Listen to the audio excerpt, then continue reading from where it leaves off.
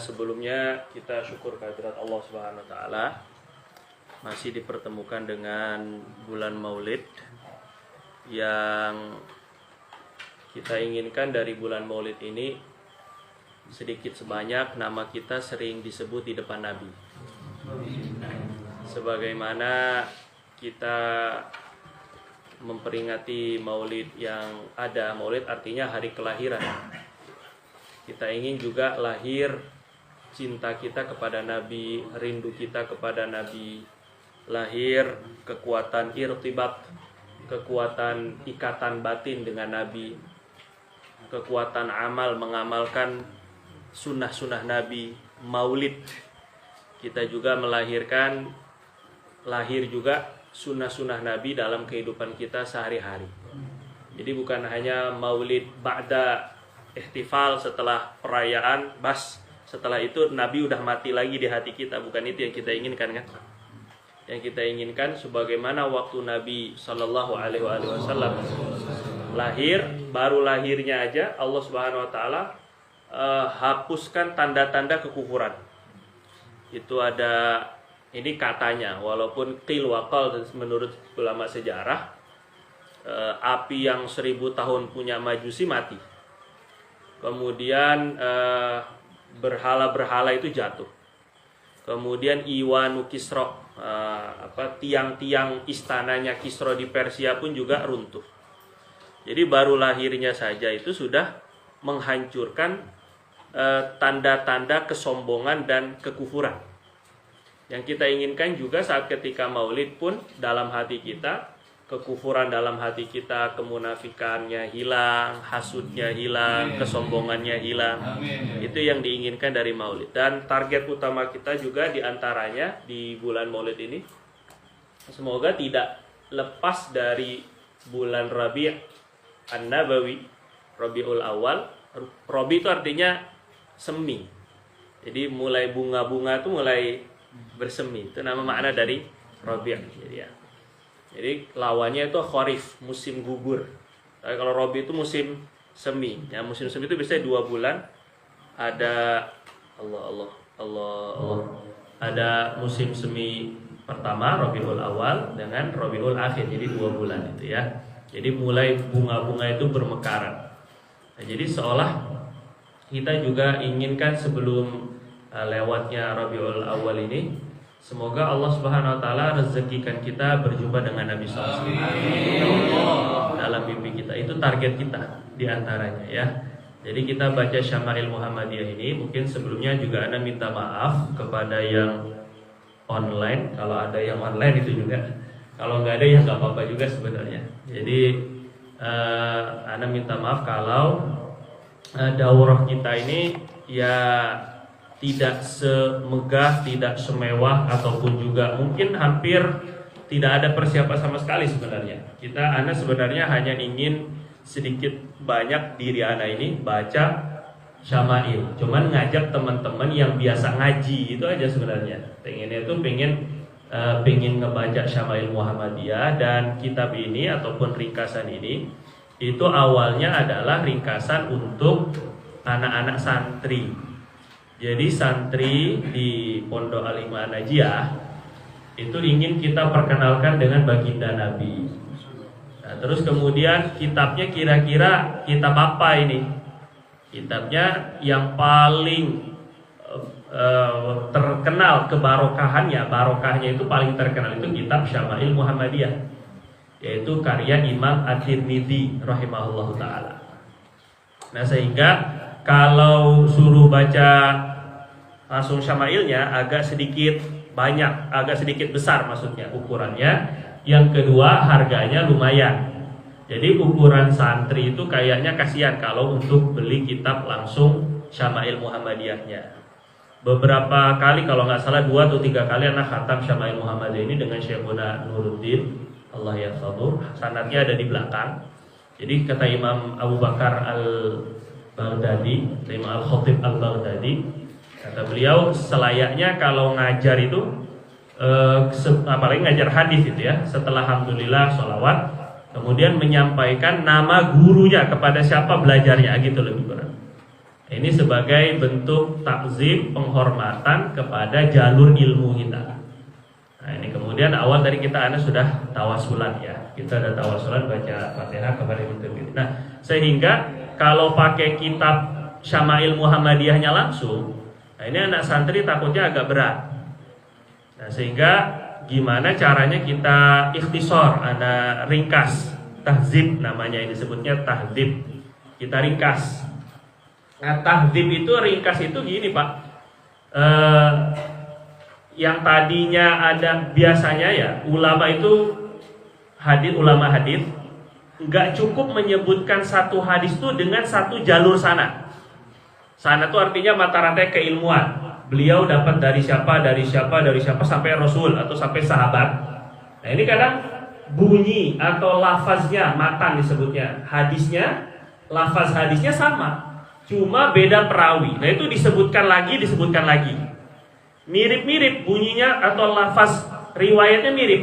Cuma karena ulama hadis itu senang meriwayatkan apa yang mereka dapatkan dari guru, mana yang menurut mereka dari sekian banyak yang mereka dapatkan dari guru hadis, dipilah-pilah, terus kemudian dimasukkan dalam kitab mereka.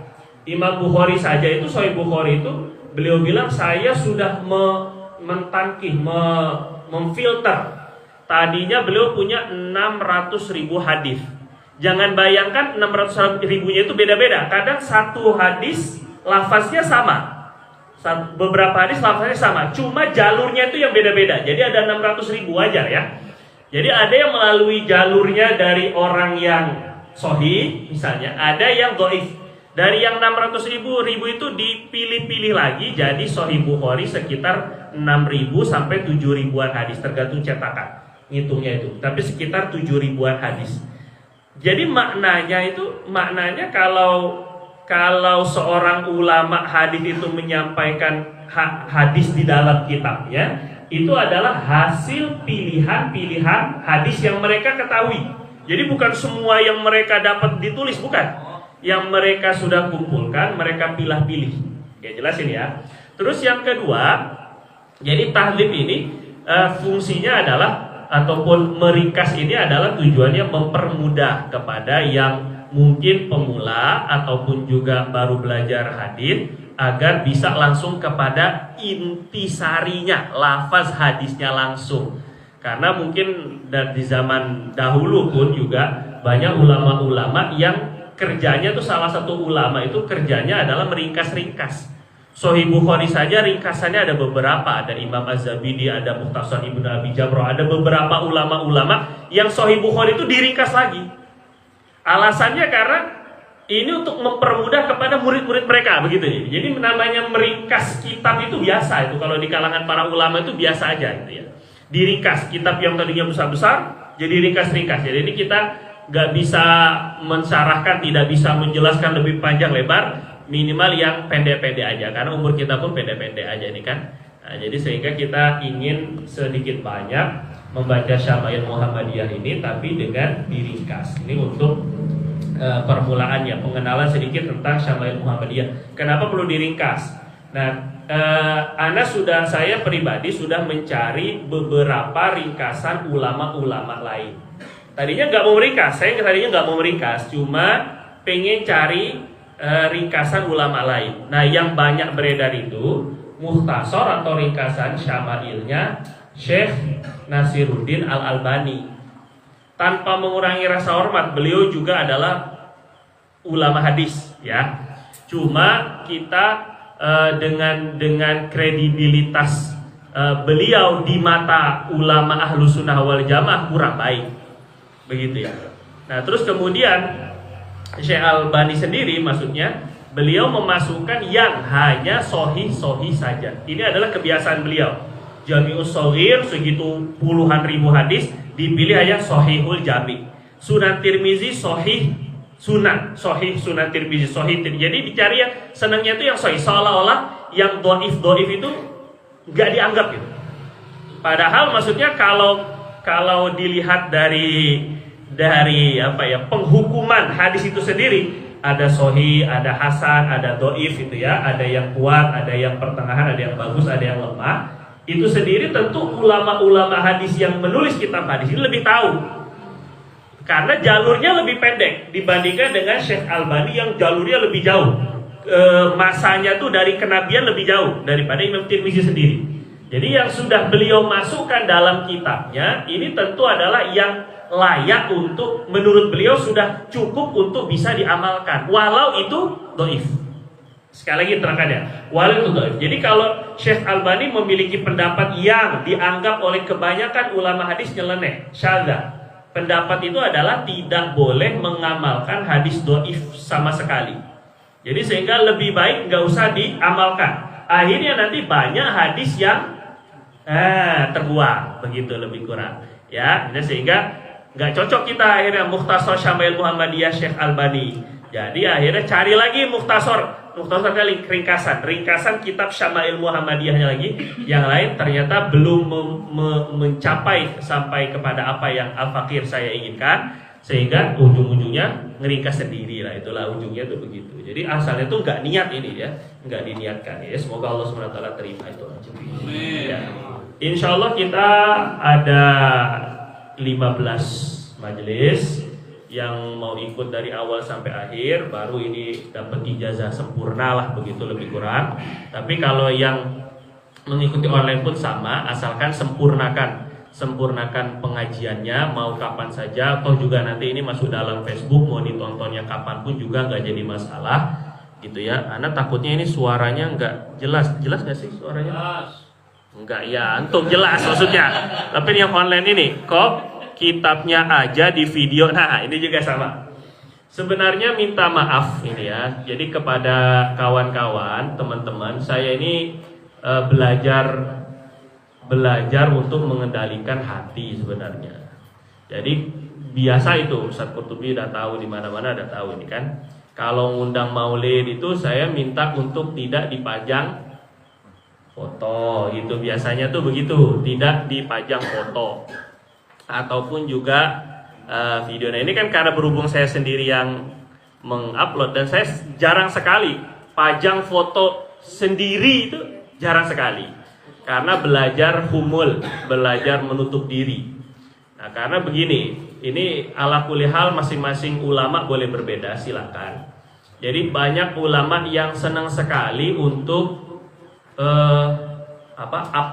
upload gitu ya, maksudnya senang sekali untuk membuka diri ya, memang karena tujuannya sangat bagus, syiar, dakwah dan sebagainya. Nah, kalau saya pribadi ini lebih suka justru malah ilmu ini bagaimana tersebar walaupun kita tidak dikenal. Ini ngikut-ngikut iktifaan, ngikut-ngikut dengan Imam Syafi'i.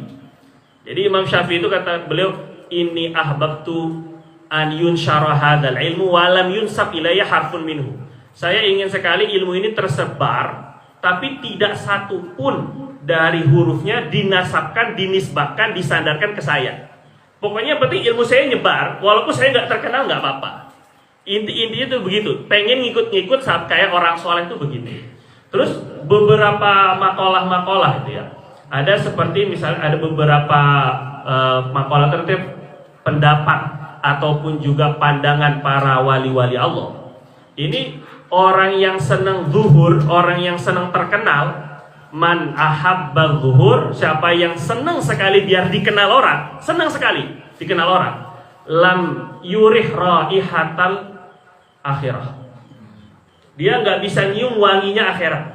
Kalau udah seneng banget terkenal itu nggak bisa. Takutnya begitu ya. Nah ini menghindari sekali pengen terkenal, walaupun susah sekali. Makanya ini gak biasa sama sekali, baru pertama kali, makanya deg-degan saya sebenarnya kan. Kalau orang yang ngupload, orang yang masang ataupun yang ada di masjid-masjid itu itu urusan mereka. Saya nggak pernah minta dan saya nggak pernah mau sebenarnya. Tapi kalau mereka yang lihat kan saya nggak mengacaukan begitu ya. Cuma karena ini saya pribadi, jadi cuman kitabnya aja ya. Semoga suaranya jelas. Kan yang penting ilmunya bukan orangnya toh. Gitu maksudnya. Gitu.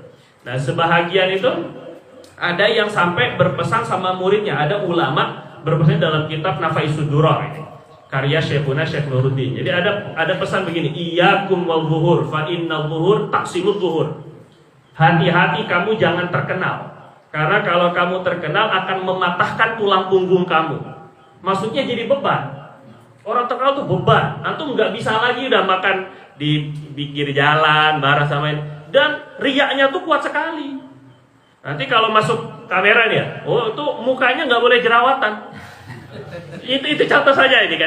Terus gimana gitu kayaknya, wah kayaknya lebih susah lah mengatur hatinya. Kita yang begini aja ini susah ngatur hatinya, apalagi kalau tambah terkenalnya itu. Jadi berusaha lah itu sedikit demi sedikit berusaha untuk humul, dan emang nggak ada niat semoga Allah nggak jadikan terkenal, karena syuhra itu mengancam sekali.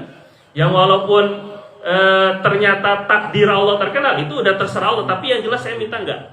Dan saya pernah dengar dari Syekhuna Habib Umar bin Hafiz, kata beliau, tidak ada wali melainkan berdoa untuk tidak terkenal. Allahumma inni a'udzubika minasyuhra. Tidak ada wali, kata beliau, melainkan minta agar dilindungi daripada ketenaran. Gak dikenal. Semakin gak dikenal itu semakin enak. Semakin gak dikenal semakin enak.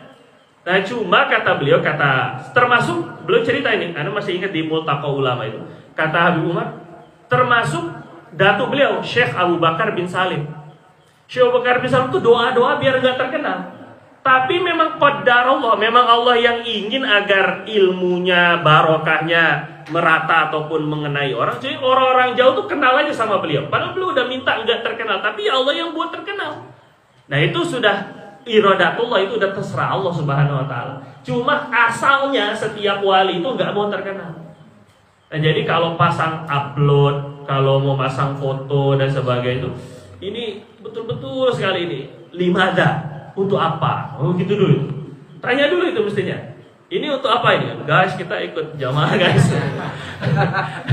Misalnya ini kan, ya itu enggak masalah sebenarnya. Oh, niatnya syiar, karena beda tipis. Syiar sama riya kan beda tipis kan. Ya gitu ya, saudara. Syiar sama riya itu bedanya tipis sekali. Kadang ada yang seorang imam ya, dia pasang dulu gini, Facebookan langsung begini, terus sholat. Bismillahirrahmanirrahim. Wallahu alam lah maksudnya ya. Untuk kan kalau bahasa Imam Nawawi itu beliau membahasakan bahwa yang namanya ikhlas itu adalah nisyanu mulahadhatil khalq, melupakan pandangan makhluk. Enggak ngerasa lupa kalau dilihat oleh makhluk. Di antara definisi ikhlas itu adalah melupakan dilihat oleh orang. Tapi kalau seandainya kita sengaja masang masang kayak gini, maksudnya live begini, dalam kondisi kita sedang ibadah, kayaknya untuk melupakan dilihat orang tuh kayaknya gitu. Ya niatnya ala kulli kita husnuzon semuanya.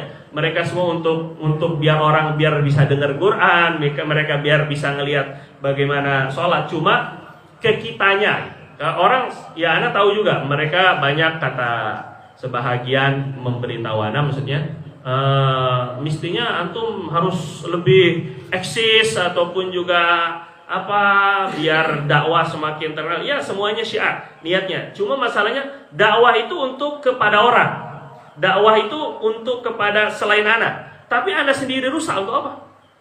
Paham nggak maksudnya? Ya orang mungkin tercerahkan dengan dakwah Anda, tapi Anda sendiri niatnya rusak untuk apa? Kalau Anda sendiri nggak bisa jaga keikhlasan, jadi ngomong seperti ini pun berat sekali sebenarnya ini kan.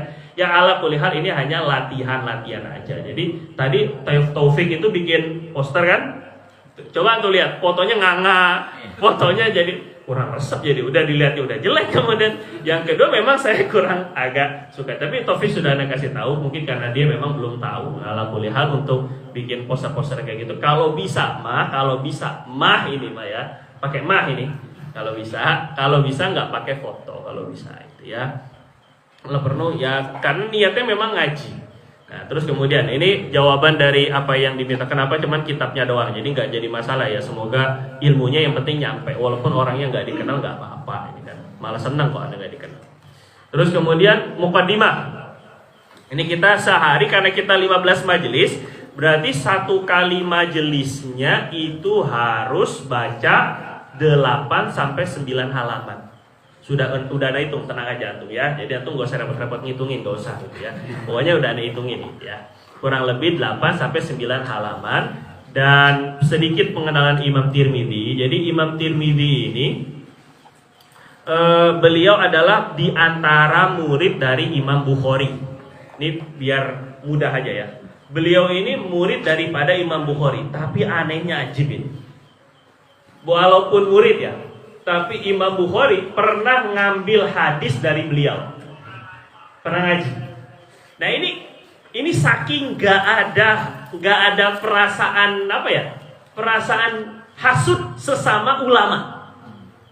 Sama murid sendiri tuh mau ngaji. Kan hebat ini. Imam Bukhari. Jadi Imam Tirmidzi itu di antara riwayatnya Imam Bukhari, di antaranya Imam Syama'ili sih ada riwayatnya Imam Bukhari, Muhammad bin Ismail. Qala haddatsana Muhammad ibnu Ismail Al-Bukhari. Tetapi beliau Imam Bukhari maksudnya tidak segan untuk mengambil ilmu yang enggak ada pada beliau. Ngambil hadis dari Imam Tirmidzi ini penting ini. Hasud sesama ulama tuh enggak ada. Jadi kalau seandainya ini majelis rame kemudian yang satu majelisnya sepi, yang sepi itu biasa saja. Yang rame juga ya biasa saja. Jadi yang ini udah lebih aneh, lebih senior ini, ya biasa saja maksudnya. Kalau yang ini nontonnya yang nonton lebih banyak, yang ini enggak, ya biasa, mestinya biasa saja. Karena yang nilai itu Allah. Enggak penting, hatta cuma satu orang. Kalau Allah terima, selesai masalah kan kita. Walaupun yang haji itu cuma satu orang, tapi kalau ribuan orang, tapi enggak Allah terima, untuk apa? Nah sekarang ini penting kan, mengembalikan ilmu itu kembali kepada salafus soleh begitu orang-orang. Bersih hati mereka itu biasa saja gitu ya, ngambil ilmu. Terus kemudian Imam Tirmidzi dikeliling, beliau ngumpulin kitab yang ngumpulin hadis dalam sebuah kitab yang terkenal namanya Jami'us Sunan, Jami'us Sunan Tirmidzi sebutnya Jami'us Sunan. Nah ini beliau punya kitab Sunan At-Tirmizi yang disebut Rawahu Tirmizi, diriwayatkan oleh Imam Tirmizi itu dari kitab Sunan At-Tirmizi. Jadi Sunan itu beberapa hadis itu ada beberapa kitab hadis, kategori kitab hadis. Kalau disebut Sunan itu bukan Sunan Bonang, Sunan Derajat, bukan ini. Sunan itu maksudnya kumpulan kitab hadis yang disusunnya melalui sesuai urutan bab-bab fikih. Nah itu namanya sunan. Jadi sesuai dengan urutan bab-bab fikih. Tapi kalau disebut dengan al-musnad itu sesuai dengan urutan sahabat. Jadi riwayat hadis, riwayat Abu Bakar semuanya yang riwayatin. Umar semuanya. Begitu namanya musnad. Itu namanya ya. Nah, tapi kalau disebut sunan itu yang sesuai dengan bab-bab fikih itu Nah Imam Tirmidzi ini setelah mengumpulkan Sunan Tirmidzi itu, terus kemudian beliau disetor lagi. Setelah nulis itu nggak langsung terbit begitu aja, enggak. Setelah nulis ini kebiasaan ulama, setelah nulis kasih ke ulama, minta di tasheh, minta dikoreksi, dibacain. Setelah itu udah keliling beberapa negara. Dulu kan nggak perlu paspor, jadi enak kemana-mana ya. Jadi ke sana-sana duit para ulama hadis tuh habis buat keliling-keliling dunia aja. Kumpulin hadis, terus kemudian ketemu para ulama. Ada ribuan, ada banyak ulama ratusan ulama yang sudah dibaca. Terus semuanya qabul, nerima, taslim dengan Sunan Tirmidzi itu. Akhirnya kata Imam Tirmidzi, faman kana fi baiti hadzal kitab faka'annama fihi nabiyyun yatakallam. Siapa yang di dalam rumahnya ada kitab Sunan Tirmidzi karangan saya ini, seolah-olah di rumahnya ada nabi yang sedang berbicara. Karena ini nggak main-main, ngumpulinnya setengah mati kan, habis-habisan uangnya, dirinya, tenaganya, waktunya, semuanya habis-habisan. Tambah lagi dikabul, diterima oleh para ulama. Nah, jadi ini penting ini ya. Jadi kita kalau di dalam belajar ilmu hadis ini maka sama dengan mendekatkan diri kepada Rasulullah SAW. Ini maksudnya kita ya. Jadi kalau kita sekarang maulid, baca Barzanjinya, Syaraful Anamnya, Simtud Durarnya, Dhiyaul Lami'nya, ataupun juga Azabnya, macam-macam maulid yang kita baca, bagaimanapun itu baru syairnya. Mereka mengambil dari hadis. Imam Al-Barzanji itu ahli hadis, jangan salah ya. Jadi maulid-maulid yang mereka susun itu sebenarnya adalah berasal dari Hadis tentunya. Mereka mana tahu tentang Rasul kalau nggak dari hadis. Dan ini adalah sumbernya. Jadi kita sama dengan Maulid. Dan yang sangat yang ingin mungkin sedikit anak kasih masukan, kalau baca Maulid, bagus sekali juga dibacakan artinya. Ya, jadi sehingga enggak sekedar asyik dengan lantunan atau suaranya aja, tapi juga sambil kenal dengan Nabi Shallallahu Alaihi Wasallam. Ini masukan dari anak. Kalau seandainya mengajarkan Maulid, kalau bisa mungkin satu fasal bacain artinya, nanti besok Maulid berikutnya lagi baca satu fasal lagi. Ini lebih apa namanya ya? Lebih ada manfaat dan faedahnya. Sama kayak antum khutbah Jumat. Kalau ketika bahasa Arab doang, kewajibannya gugur. Cuma setelah pulang dari Jumatan yang dibawa, nah, cuma bismikallahumma ahya wa bismika amut kan. Itu setnya ini kan tiba-tiba udah alhamdulillah di ahyana ba'da amatana wa ilaihi nusyur ya kan. Nah, ini kan enggak benar ini. Nah, ini sekarang kita masuk ke mukadimah ya. Nih, kirain jamnya dari tadi kok jam segini aja, jam segini biasa kita ditipu rupanya ini kan. Nah, ini penipuan ini kan. Al-mukadimah ya. Silakan dibuka mukadimahnya. Bismillahirrahmanirrahim, pendahuluan. Ini sengaja jaraknya agak jauh-jauh ya, karena memang untuk santri, jadi untuk menerjemah. Kalau yang bisa kekejar terjemahnya, terjemahin. Kalau seandainya bisa terkejar harokatnya, harokatin. Ini benar-benar ngaji emang. Jadi bukan sekedar pelangap, pelongo kayak seseorang. Nah itu enggak gitu, Anda jangan bilang gitu ya. Dan kemana-mana ini ya, enggak berbau politik ya. Jadi bukan begitu, enggak. Alhamdulillahilladzi la ilaha illa huwal hayyul qayyum. Segala puji bagi Allah yang tidak ada Tuhan selainnya. Allah Al-Hayy yang maha hidup, Al-Qayyum yang maha berdiri dengan diri sendiri, artinya tidak butuh pada siapapun. Lahul mulku wa lahul hamdu yuhyi wa yumit. Hanya miliknya segala kerajaan dan hanya miliknya segala pujian. Yuhyi wa yumit. Dia maha menghidupkan, dia maha mematikan. Wa huwa ala kulli syai'in qadir, dan dia atas segala sesuatu maha kuasa atas segala sesuatu. Wa azkas shalah wa atammut taslim, dan sesuci-sucinya salawat, sesempurna-sempurnanya salam ala zainil wujud, bagi kita persembahkan kepada zainil wujud, perhiasan bagi seluruh yang ada di muka bumi ataupun di langit dan bumi. Wasababi likulli mawjud, dan sebab terhadap setiap segala hal yang ada wujud di alam.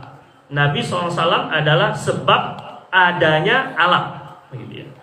Sayyidina Muhammad al-Bashirin Nadhir, Tuhan kita Sayyidina Muhammad al-Bashir yang yang memberi kabar gembira, an-Nadhir yang memberi peringatan. Wa ala alihi wa sahbihi dzawil fakhril munir, dan juga kepada keluarga beliau dan para sahabatnya yang memiliki kemuliaan al-fakhr, kebanggaan yang bercahaya. Adada ma wasi'ahu ilmul aliyil kabir, sebanyak sholawat yang kita minta, sebanyak yang diliputi oleh ilmunya Allah yang maha tinggi, maha besar.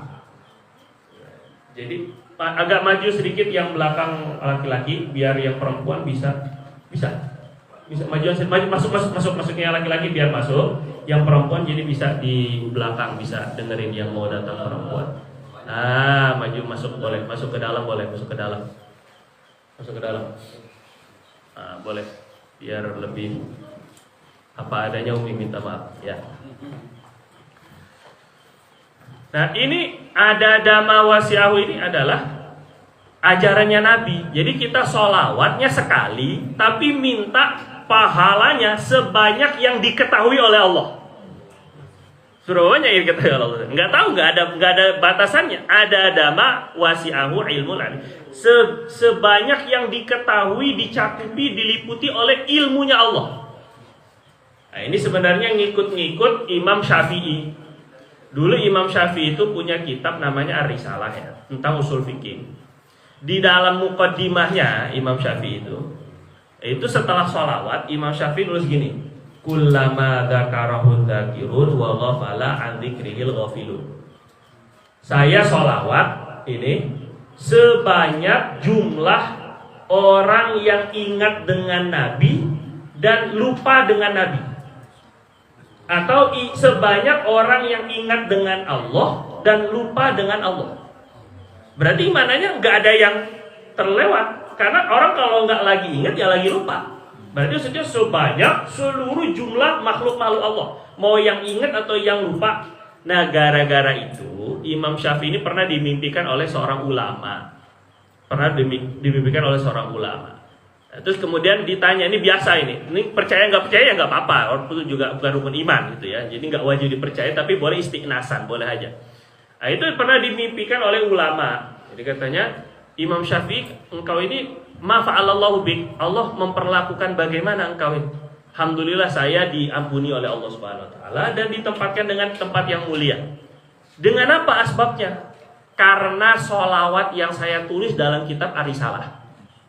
Karena permintaan sholawat itu sebanyak orang yang ingat dengan Nabi atau Allah, tergantung hinya tuh kembali kemana. Sebanyak orang yang ingat dengan Nabi dan sebanyak orang yang lupa dengan Nabi. Pokoknya sebanyak itu saya mintanya. Gara-gara nulis begitu doang, kok dimaafin sama Allah Subhanahu wa taala. Nah, ini maksudnya anak itu ngikut-ngikut beliau lah gitu. Ada ini kan. Ya kita juga sama. Kalau zikir kalau zikir ratusan ribu mungkin nggak sanggup, tapi kan udah subhanallah ada khalqih wa ridha nafsih wa zinata arsyih wa midada kalimati. Mintanya tuh gitu, sama kayak Nabi ajarin ke Sayyidatuna Juwairiyah, istri Nabi. Nah, itu ketika istri Nabi itu Juwairiyah namanya, Sayyidatuna Juwairiyah, zikir dari subuh sampai deket-deket duha tuh lewat zikiran aja nih kan. Akhirnya Nabi SAW tadinya udah pergi dari rumah, sudah selesai dengan urusannya, balik ke rumah. Ketika balik ke rumah terus lihat tuh istrinya masih zikiran. Nah, maka Nabi SAW bilang, laqad qultu thalatha kalimat, saya sudah membaca 3 kalimat. Law zinat walau zinat, kalau seandainya 3 kalimat yang saya ucapkan ini ditimbang dengan apa yang kamu bima kunti alaih, dengan yang kamu laksanakan dari tadi pagi subuh itu, saya lebih menang pahalanya itu. Apa itu Nabi? Ini zikiran dari pagi sampai siang. Ternyata kata Nabi, saya cuma mengucapin 3 kalimat aja, tapi bisa ngalahin zikiran kamu. Subhanallah bihamdihi, subhanallahil azim, subhanallah bihamdihi, adada khalqi wa ridha nafsi wa zinata arsy wa midada kalimati. Subhanallah bihamdi, ya Allah saya minta pahalanya walaupun sekali, adada khalqi, saya minta pahalanya sebanyak jumlah makhluk-makhluk Allah. Wa ridha nafsi, sebanyak ridhonya Allah Subhanahu wa taala. Wa zinata arsy, seberat arsy-nya Allah Subhanahu wa taala. Wa midada kalimat, saya minta sekali subhanallah subhanallahil azim ini, saya minta pahalanya sebanyak ilmunya Allah. Jadi yang ngajar itu Nabi 3 kali. Itu lebih banyak, lebih besar daripada apa yang kamu amalin dari tadi. Makanya kalau ngamalin sholawat dalailul khairat, barokatul makiyah, yang seperti itu, ada tuh. Kalau sebut ada ternyata sejumlah sekali tapi mintanya banyak. Ya kan enak aja di umat Nabi itu gitu ya. Bacanya cuma sekali aja, mintanya sebanyak bintang di langit, sebanyak ikan di laut, sebanyak jumlah dedaunan yang ada di muka bumi. Ini nggak tahu diri emang, tapi ya gimana orang kita bersandar dengan rahmat Allah ini kan, gitu ya. Nah, terus kemudian amma ba'du. Ini kalau mukadimah nggak ada baris yang minta maaf ya. Amma ba'du qad ishtahara 'uluwu qadri hadzal kitabil mubarak asy-syama'ilil muhammadiyah. Sungguh telah masyhur, telah populer, tinggi kedudukan kitab yang mulia, yaitu yang penuh berkah, Syama'il Muhammadiyah itu. Wa antashara naf'uhu li jami' ummatil islamiyah syarqan wa gharban ala mamaril usuri fi ta'rifim ala mamaril usul. Dan telah menyebar manfaat kitab ini untuk semua umat Islam, baik di timur maupun di barat, dengan perjalanan generasi ke generasi, dari abad ke abad. Dari Imam Tirmidzi itu lahirnya 209 Hijriah sampai meninggalnya 279. Tidak ada di cover. Oh, itu hafal? Enggak ada di cover, 209 sampai 279. 70 tahun hidupnya beliau itu. Berarti maknanya masih masuk dalam 3 abad pertama. Cuman beliau bukan tabi'in, jelas. Beliau di bawah tabi'in. Jadi 2 kali tabi'in di bawah tabi'in. Nah, terus kemudian apa lagi? Kemudian beliau mana tadi? Syarqan Gharban. Jadi dari timur ke barat. Ini Sunan Tirmidzi itu sendiri, Syama'il Muhammadiyah itu sendiri, itu sebenarnya diambil dari Sunan Tirmidzi sebenarnya. Dari kitab Sunan Tirmidzi tadi itu. Jadi ada satu bab khusus Syama'il Muhammadiyah. Itu dari timur ke barat orang pada baca. Fi ta'rifihim, bermanfaat fi ta'rifihim wa taqribihim ila janabi nubuwati syarifah. Bermanfaat dalam memperkenalkan umat dan mendekatkan umat kepada baginda Nabi SAW. Banyak yang baca Syama'il Muhammadiyah itu makin cinta dengan Nabi, makin rindu sama Nabi, makin kangen sama Nabi, makin ikut dengan Nabi SAW. Karena baca Syama'il Muhammadiyah, barokahnya Syama'il Muhammadiyah itu udah di mana-mana ini kan.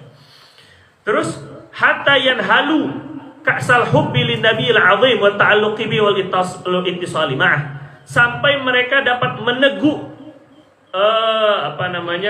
meneguk minuman-minuman cinta, kecintaan kepada Nabi. Yanhalu itu minum banyak itu, yanhalu. Itu mereka sampai bisa minum banyak rasa cinta kepada Nabi yang mulia, wa ta'alluq bihi, bergantung dengan Nabi, intisali ma'ah, berhubungan, berkomunikasi dengan Nabi. Jadi banyak wali-wali Allah yang jadi wali dekat dengan Nabi itu asbab karena kitab Syama'il Muhammadiyah. Depan kali ini. Jadi kita nggak perlulah hadis-hadis maudhu, hadis-hadis palsu, menceritakan hadis palsu tentang Nabi, nggak perlu. Karena yang sahih ataupun yang sudah diriwayatkan minimal dhaif yang diriwayatkan oleh para ulama-ulama hadis itu sudah mencukupi kita, sehingga nggak perlu nyari-nyari yang palsu. Dan Nabi juga nggak bakal kekurangan kemuliaannya ketika kita meriwayatkan hadis-hadis yang sahih atau hasan atau dhaif saja. Jangan sampai yang palsu. Cukup yang disampaikan oleh ulama-ulama hadis yang kompeten daripada yang nggak jelas dari mana asalnya. Ya. Nah, terus kemudian fa inni ana maksudnya saya fa inni ma'amaladaya minal qusur hawaltu qalil al-musammaha fi nashri hadis Syama'il wa tarwijiha li jamil muhibbin lahu sallallahu alaihi wasallam la siyama al-mubtadi'ina min talabatil ilmi. Sesungguhnya saya, maksudnya anak pribadi, walaupun saya ini banyak kekurangan, saya hanya berusaha sedikit memberikan partisipasi, memberikan sumbangsih untuk menyebarkan kitab Syama'il Muhammadiyah ini dan membuat kenal, memperkenalkan, tarwis itu marketing, apa sih namanya? Mempromosikan, itu dia. Mempromosikan Syama'il Muhammadiyah ini kepada semua pecinta Nabi, khususnya orang-orang yang pemula dari kalangan penuntut ilmu, khususnya. Fama kuntu fi khidmatiha illa bihadfi asanidiha wa tadhibi mukarrarati mutuniha. Yang saya lakukan hanyalah untuk mengkhidmat kitab Syama'il Muhammadiyah, melayan kitab Syama'il Muhammadiyah itu yang saya lakukan hanyalah menghilangkan sanad-sanadnya. Jadi nggak perlu disebutkan sanad dari Imam Tirmidzi sampai kepada sahabat. Kemudian yang kedua, mentahdzib, menghilangkan riwayat-riwayat yang berulang. Nah, jadi ada beberapa isi kandungan yang terulang-ulang. Nah, itu namanya tahdzib. Gitu ya. Yang kiranya ini udah dalam riwayat lain udah disebut. Jadi yang ini nggak sebut lagi. Terus kemudian iblaghan lil qari'i matlubah wa li talibi marghubah. Tujuannya adalah kenapa dibuang yang berulang-ulang tadi, dihilangkan sanadnya, agar orang yang membaca segera sampai kepada apa yang diinginkan, yaitu isi kandungan hadisnya, gitu ya. Dan juga bagi para thalib ingin segera sampai kepada apa yang diharapkan. Bagi para santri, pelajar ingin segera tahu Nabi itu gimana, itu intinya tuh gitu aja kan Syama'il Muhammadiyah itu. Wajtinaban minas sahabati wal mala liman naqasa minhu wala'un fil bil isnad. Dan tujuannya agar menghindari kebosanan. Biar nggak bosan kalau dengerin sanad, atau kalau baca Sahih Bukhari misalnya, itu sanadnya dibaca semua, sanad itu artinya nama-nama guru-guru Imam Bukhari itu sampai Rasul. Itu kalau untuk orang awam bosan pasti, nggak pernah dengerin aja, baca bosan. Nah, ini untuk sedikit menghilangkan kebosanan bagi orang yang kurang kecintaan kepada sanad. Liman naqasa minhu wala'un bil isnad. Jadi agak kurang, kita kan nggak terlalu mendalami sekali dengan sanad-sanad itu. Walaupun sanad tetap penting, gitu ya. Ke mata rantai keilmuan kita tetap penting dijaga. Cuma itu tidak membuktikan bahwa orang itu alim. Begini maksud Anda. Nggak berarti orang yang tidak menyebutkan sanadnya, terus kemudian dia berarti bodoh. Dan tidak berarti juga orang yang sudah punya banyak sanad, saya ngaji dari kiai ini, saya ngaji dari Habib Fulan, dari Syekh Fulan, dari Maulana Fulan, bukan berarti dia langsung alim, pintar. Enggak, kalau enggak ngaji, cuman ngumpulin sanad-sanad. Banyak sekarang qiraah bersanad, bagus. Ala kulli hal itu bagus, menyambung sanad itu bagus untuk nyari barokah. Tapi bukan berarti jadi alim langsung jadi ulama atau jadi pintar. Enggak juga. Antum baca Sahih Bukhari cuma sekedar dengerin doang, langsung paham apa enggak? Enggak. Tapi sambung sanad antum ke Bukhari. Al-Fakir ana pribadi ngikut khataman atau sambung sanad Sahih Muslim kepada Syekh Kiai Abdul Kiai apa itu di Suci itu. Beliau itu baca aja toh. Baca aja. Jadi sehingga kalau kita hanya ikut yang seperti itu tanpa memiliki pernah belajar dari awal sampai akhir atau minimal belajar mukhtasarnya atau minimal pernah belajar dari gurunya, nggak pernah belajar secara diroyah, secara secara pelajaran kandungan maknanya, kita nggak bakal paham juga. Nah makanya kalau Syekh Nuruddin itu kami baca Sahih Bukhari 4 tahun pun nggak hatam juga ujung-ujungnya. Sunan Tirmidzi ada hatam sama Syekhuna satu dari awal sampai akhir hatam. Tapi walaupun bolong-bolong karena sakit, karena nggak ngaji sama itu biasa itu kan. Cuman kebanyakan itu ya hatam. Jadi ada lamsah hadithiyahnya. Tapi kalau sekedar baca doang, bersambung sanad bagi yang sudah punya ilmu basic ilmu, oke. Tapi kalau hanya sekedar untuk sok-sokan gaya-gayaan, anak punya sertifikat sanad, gitu-gitu cuma buat ditunjukin doang. Oh, anak udah belajar ini. Loh, ijazah antum itu bisa nembak kok. Ya, jangan salah. S1 sekarang 17 juta, udah bisa S1. Anak punya SPDI misalnya, bisa aja langsung. S2 pun juga bisa. Apa itu membuktikan antum udah alim? Udah ngaji? Apa kalau pakai imamah tuh berarti udah paling alim? Kan enggak juga. Jadi kata Joha itu kalau kita sekarang Abu Nawas. Suatu ketika Joha itu pakai imamah gede, naik bawa keledai. Terus kemudian dikasih surat sama orang. Nggak bisa baca Joha. Baca surat bahasa Arab. Dibacanya gimana? Akhirnya ada orang yang lewat itu ketawa. Wah, kamu Joha, cuman imamah aja gede, baca aja nggak bisa. Loh, kenapa imamah saya? Kata Joha, kamu pakai imamah begitu tuh, kayak pakaian ulama begitu, baca surat aja nggak bisa. Oh gitu ya? Oh jadi imamah ini menunjukkan keilmuan. Kalau gitu nih, imamahnya saya copot, dipakai di keledainya. Ayo keledai, kamu baca suratnya. Bisa nggak kira-kira? Enggak, tetap aja nggak bisa. Walaupun pakai pakaian ulama, tapi kalau nggak pernah ngaji, tetap nggak bisa jadi alim. Nah itu maksudnya. Jadi ini kita Syama'il Muhammadiyah ini, kita memang pelajari itu memang ma'aninya. Jadi itu belajar. Jadi bukan sekedar antum cuman pelongo itu bukan. Ya, namun memang thalib, memang ngaji memang ini ya. Yang kita ingin itu ngajinya itu yang penting. Dan nggak bisa juga hanya sekedar sekali, 2 kali terus kemudian selesai udah sambung sanad ijazah aja stukum. Mudah aja untuk ijazah tuh mudah sekali. Aja stukum, mana ijazah kan antum dah. Enggak, tapi antum nggak kuat nantinya. Karena nggak punya dasar keilmuan yang tadi, nggak pernah ngaji loh, cuman ijazah doang tuh apa tuh kan? Paham nggak tuh? Bedanya tuh beda ya. Jadi jangan terpukau lah dengan apa namanya mazohir itu, dengan penampakan yang zohir, nggak usah terpukau sekali. Anda nggak terpukau banget dengan LC, MA itu biasa saja gitu ya. Ya yang berilmu, yang nggak berilmu tetap nggak berilmu ya. Kalau nggak ngaji tetap nggak berilmu ya. Terus kemudian wa zayyaltuhu bisardi isnadi lil muallif tabarrukan bi asma'il fudhala'i fihi. Dan saya menyampaikan di akhir, menyampaikan sanad saya kepada muallif, kepada Imam Tirmizi. Di akhir sekali ada nama-nama guru ke guru beliau, dari siapa beliau sampai Imam Tirmizi. Itu tujuannya tabarrukan, nyari barokah, menyebutkan nama-nama orang soleh itu barokah gitu kan. kepada dengan nama-nama orang-orang soleh yang ada di dalamnya. Tsumma liya'lamil qari'u anni lastu minal mutabahhirina fi ulumil hadis. Perlu diketahui bahwa para pembaca bahwa saya pribadi yang mentazim ini bukan orang yang mendalami sangat mutabahhir, betul-betul mendalami di dalam ilmu hadis. Tidak. Ana pribadi mengaku Ana bukan mendalami dalam ilmu hadis riwayatan. Fadlan an ulumi rijal, apalagi tentang ilmu sanad. Nama-nama perawi itu banyak sekali. Terus kemudian untuk mengenal mana yang thiqah, mana yang bisa dipercaya, mana yang dhaif, itu kita enggak mendalami sekali.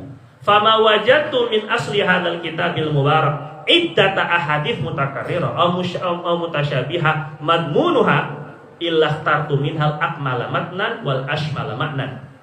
Nah, yang saya lakukan ini, kalau dapat di kitab Syama'il Muhammadiyah ada beberapa hadis yang diulang atau kandungannya mutasyabihah, mirip-mirip madmunnya, isi kandungannya itu mutasyabihatan madmunuha, mirip-mirip isi kandungannya, maka saya memilih kandungan hadis matan lafaz yang lebih sempurna, lafaz hadisnya yang lebih sempurna, wal ashmala maknan, dan maknanya lebih luas. Bi ghaddin nazar an sihhati isnadiha wa dha'fi. Saya tidak melihat mana yang sanadnya sahih, mana yang sanadnya dhaif. Pokoknya yang ada dalam kitab Syama'il Muhammadiyah itu kita pilih mana yang kandungannya, karena yang lebih dititik beratnya itu kandungannya, diroyahnya gitu ya, bukan riwayatnya. Jadi nggak melihat mana yang sahih, mana yang dhaif, seperti yang dilakukan Syekh Albani, itu maksud saya. Iktifaan bima bayyadha tasawwadal mu'allifu fi kitabih minal hadis. Karena saya merasa cukup dengan apa yang sudah ditulis oleh Imam Tirmizi dalam kitabnya. Jadi apa yang dicantumkan Imam Tirmizi itu sudah cukup sekali. Li'anni ala yaqinin baligh. Saya sangat yakin bi anna al-Imam Tirmizi rahimahullah ma kataba haditsan fi kitabih illa waqad alima annahu mimma jazat riwayatuhu sahihan kana aw dha'ifan. Saya ini yakin sekali kalau Imam Tirmizi tidaklah menulis dalam kitab beliau Syama'il Muhammadiyah, melainkan pasti beliau tahu ini hadis boleh diriwayatkan atau tidak. Kalau hadis itu palsu, nggak mungkin Imam Tirmizi meriwayatkannya. Kalau riwayat itu sangat lemah sekali, dhaif jiddan, nggak mungkin beliau akan meriwayatkannya. Kalau hadis itu munkar, bertentangan dengan yang lebih sahih, udahnya lemah, bertentangan dengan yang lebih sahih, nggak mungkin beliau riwayatkan, begitu ya. Maka pasti Imam Tirmizi itu lebih tahu gitu loh, mana hadis yang layak untuk dimasukkan dalam kitabnya. Fala faidata fi ma a'lamu li hukmina ala ahadithihi fi kutubi bi sihhati wa dha'fi. Maka setahu saya nggak ada pentingnya lagi kita menghukumi hadis-hadis di dalam kitab Imam Tirmizi. Ini sahih, ini dhaif, ini sahih. Kalau untuk memilah-milih mana yang sahih aja, dhaif saja, itu nggak ada kepentingan, nggak ada faedahnya. Paham ya kira-kira ya? Karena walaupun dhaif, berarti Imam Tirmizi memakai riwayat dhaif, lemah. Maknanya dhaifnya masih bisa dipakai begitu, karena beliau lebih tahu tentang ilmu hadis daripada kita. Jelas ya kira-kira ya. Nah, kalau dipilih-pilih mana yang sahih aja, yang dhaif saja, seolah-olah kita menganggap diri kita lebih alim dari Imam Tirmizi. Paham nggak kira-kira ini? Oh ya, semoga nggak pelangap loh ini ya. Alhamdulillah. Syattana ma baina hukmil imam wa hukmi amsalina ala hadis. Karena jauh sekali perbedaan antara penghukuman orang seperti kita dengan Imam Tirmizi. Jauh antara kita yang menghukumi hadis ini dhaif dengan yang menghukumi hadis ini dhaif atau hasan Imam Tirmizi. Jauh. Penilaian kita terhadap hadis berbeda jauh dengan penilaian Imam Tirmizi. Beliau lebih tahu. Fal ajdaru limithli al-qabulu wa taslimu lahu radhiyallahu anhu. Maka yang lebih pantas untuk orang seperti saya yang gak ngerti terlalu dalam tentang ilmu hadis, mestinya cukup menerima dan pasrah aja ada ke Imam Tirmizi. Pokoknya yang ada dalam kitab Imam Tirmizi itu pokoknya boleh diriwayatkan. Masalah sahih dan dhaifnya itu nggak jadi masalah. Wallaha nas'al. Semoga Allah Subhanahu kita meminta kepada Allah an ya'umma binahti hadza tahdhib jami'al ummah ila yaumil akhir kama nafa aslah. Semoga kita peringkasan ini Allah berikan manfaat kepada seluruh umat sampai hari kiamat. Amin. Sebagaimana Allah memberi manfaat kepada kitab Syama'il Muhammadiyah. Wa yaghfir li wa liwalidayya wa masyaikhi wa muallimi wa ahbabi wal qari'in wal muslimin. Semoga Allah mengampuni saya, orang tua saya, wali walidiyah. Amin. Orang-orang tua saya, orang tua, mertua, itu semua namanya orang-orang tua ya.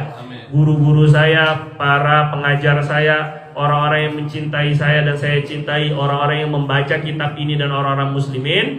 Wa yurassikha li qulubina quwwatal hubbi wa syauq wa ta'alluq wal ittisal bi habibihil karim. Dan semoga Allah Subhanahu wa taala menguatkan, menancapkan ke dalam hati kita kekuatan cinta, kerinduan, keterkaitan dan hubungan dengan Rasulullah sallallahu alaihi wasallam hatta yukrimana bi ru'yatihi wa kamali ittiba'i fid dunya, sehingga Allah memuliakan kita dengan bisa menatap wajahnya Nabi. Amin. Dan mengikuti Nabi SAW secara sempurna di dunia. Amin. Wa syafa'atihi wa liqa'ihi wa mujalasatihi fil uqba, dan semoga Allah mengaruniakan kepada kita syafaat Nabi, berjumpa dengan Nabi, duduk bersama Nabi SAW di akhirat besok. Amin ya rabbal alamin. Katabahul mulawah bidunubi wal atham Abul Qasim Muhammad Amir bin Fatrahim Al-Tamadkhan. Babu majaa fi khalqi Rasulullah SAW. Ini baru ada barisnya.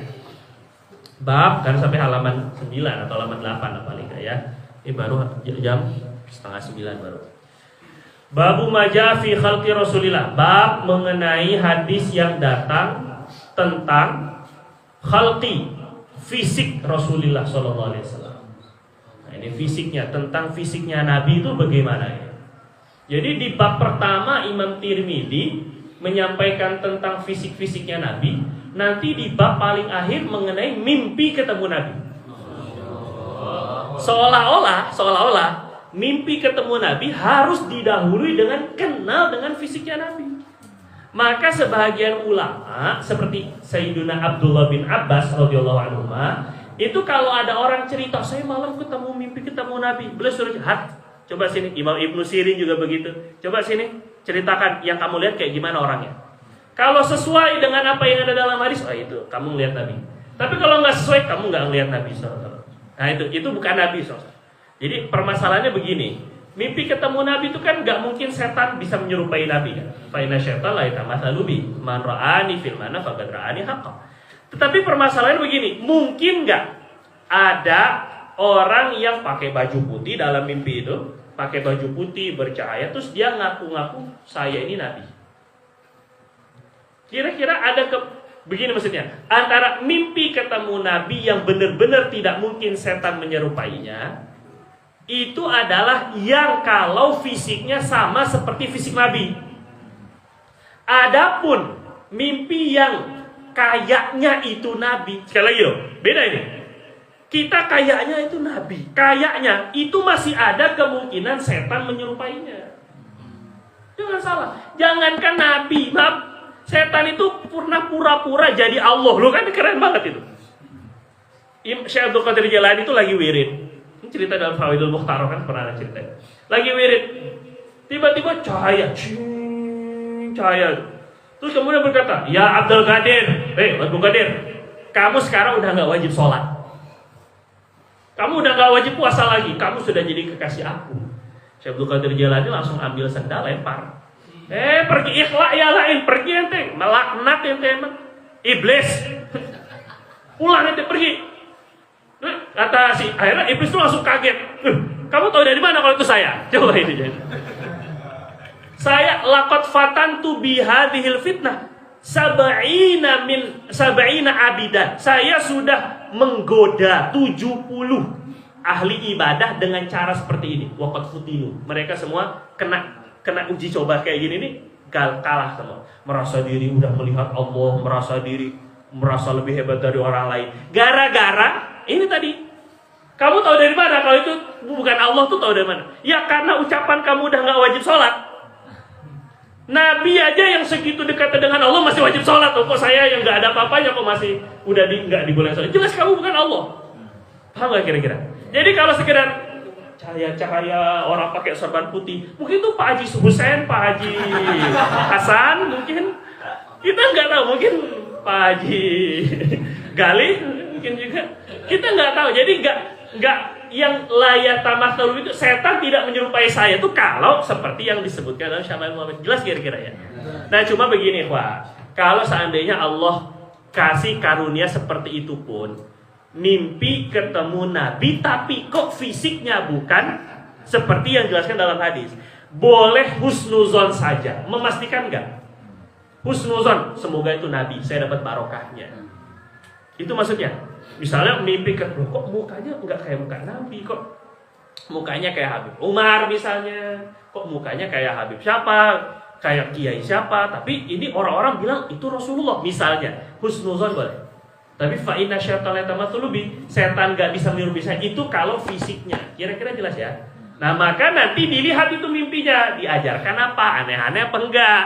Walaupun dia ngaku saya Rasul, itu jangankan dalam mimpi, yang enggak mimpi aja banyak yang ngaku jadi nabi loh maksudnya. Nah, keplesetnya orang-orang ahli thariqah yang tidak berilmu dari sini. Karena enggak punya ilmu dia.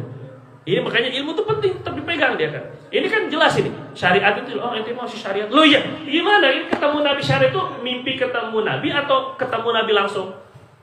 Syariat itu didapat dengan nazar, dengan melihat langsung, ketemu dengan Nabi. Sahabat kita dapat dari sahabat, dapat dari guru-guru dari sahabat. Jadi itu syariat lebih mulia. Jadi hati-hati dengan hakikat, karena hakikat itu timbangannya harus syariat. Paham ya, jelas ya. Terus khalqi Rasulillah. Qala Ibrahim ibnu Muhammad min waladi Ali bin Abi Thalib. Berkata Ibrahim bin Muhammad dari anaknya Ali bin Abi Thalib. Anaknya Ali bin Abi Thalib itu Muhammad, namanya Muhammad ibnul Hanafiyah. Jadi Sayyidina Ali itu punya hamba sahaya dari Bani Hanifah, dari suku Hanifah namanya. Bukan dari Siti Fatimah. Jelas ya? Punya hamba saya dari suku Hanifah namanya. Nama hambanya itu Khawlah. Nah, Khawlah ini punya anak dari Sayyidina Ali. Namanya Muhammad. Nah, untuk membedakan antara keturunan daripada Sayyidah Fatimah sebagai Ahlul Bait dengan keturunan dari Sayyidina Ali yang bukan dari Sayyidah Fatimah, maka ulama orang-orang menyebutnya Muhammad bin Al-Hanafiyah. Ini Muhammad ini Ibrahim bin Muhammad bin Al-Hanafiyah disebutnya. Padahal bin Ali bin Abi Thalib, cuma di binnya itu ke ibu. Ibu itu Al-Hanafiyah, maksudnya hamba sahaya dari Bani Hanifah. Untuk membedakan aja. Gitu ya. Bukan berarti anak zina, bukan. Ini sekedar membedakan saja. Jadi agar tidak serupa dengan Sayyidina Hasan Husain bin Ali radhiyallahu taala anhu wa Fatimah Az-Zahra. Jelas ya? Kana Aliyun radhiyallahu anhu idza wasafa Rasulullah sallallahu alaihi wasallam qala. Sayyidina Ali itu apabila mensifati Rasulullah berkata, ya, beliau suka cerita tentang Nabi. Nah, ini penting ini, cerita ngomongin Nabi itu boleh. Dan gak gibah ini kan, gibah yang gak apa-apa ini. Terus qala lam yakun Rasulullah sallallahu alaihi wasallam bil tawilil mummaghid. Dalam riwayat lain bacanya boleh dua. Tidaklah Rasulullah SAW itu tinggi jangkung. Mummaghid itu artinya terlalu tinggi, jangkung, tinggi banget. Enggaklah Rasul itu terlalu jangkung banget, enggak. Wala bil qasiril mutaraddid, dan juga tidak terlalu pendek banget, kuntet, enggak. Qasir mutaraddid itu kuntet. Mummaghid itu jangkung. Jadi jangkung enggak, kuntet enggak. Berarti wa kana rab'atan minal qaum. Tetapi Nabi SAW itu raba'ah, apa? Tengah-tengah atau apa namanya? Nah, sedang. Jadi terlalu tinggi banget enggak, pendek banget enggak, sedang. Berperawakan atau berfisik raba'ah, sedang. Ya. Dari kaum. Cuma begini, Pak. Walaupun sedang, itu sedangnya di mata. Jadi ukuran sedang itu adalah dilihat dari pandangan mata normal. Orangnya sedang. Tapi yang aneh dalam riwayat lain itu Nabi itu ida yumashihi ahadu ashabi qala. Kalau Nabi berjalan bersama sahabatnya itu pasti Nabi lebih tinggi.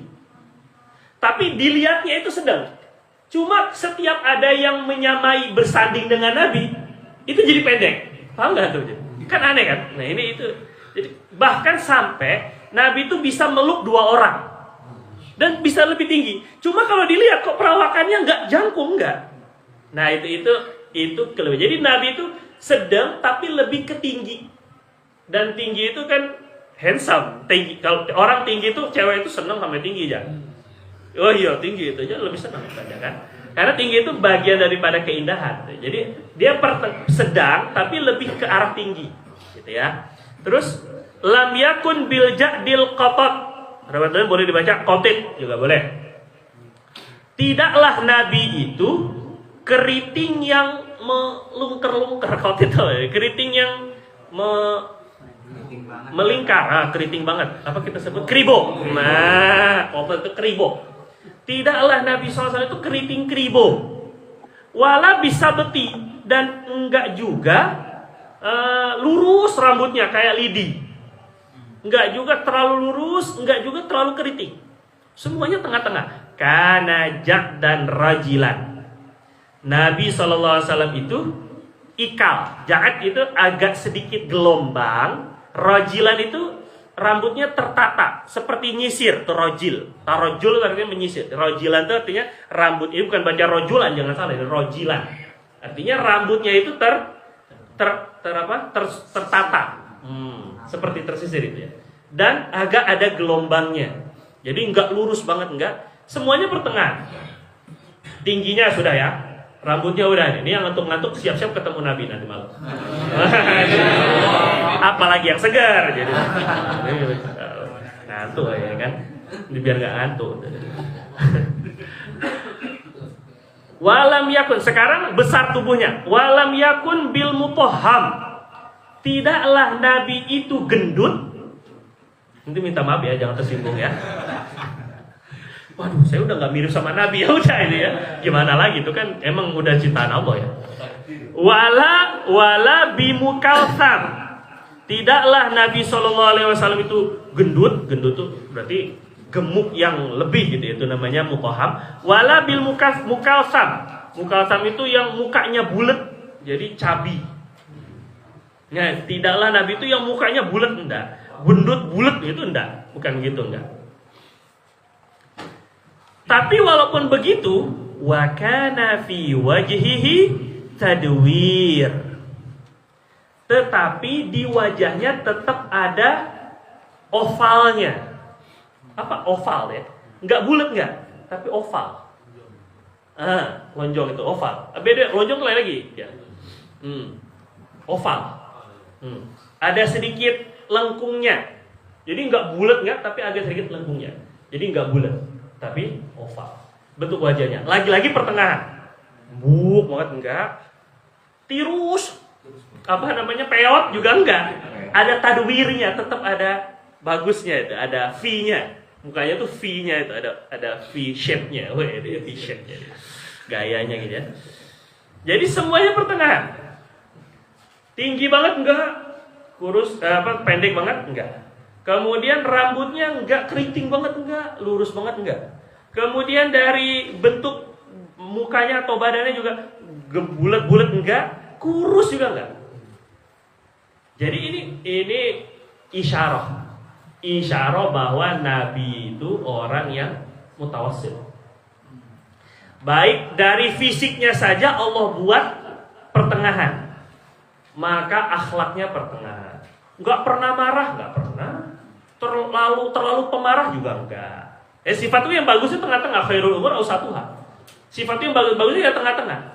Ya sering sering bercanda banget, salah. Enggak pernah bercanda, ya salah juga.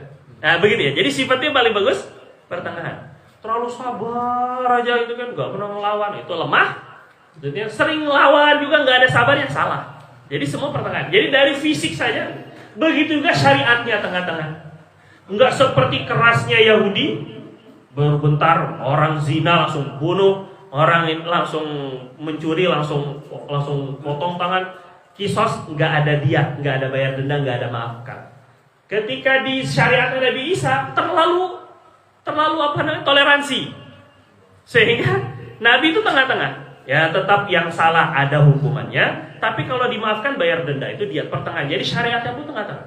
Jadi semuanya serba umatan wasato, sebut dalam Al-Qur'an itu litakunu umatan wasato. Jadi umat yang tengah-tengah gitu ini ya. Karena bentuk fisik Nabi itu begitu, Saudara.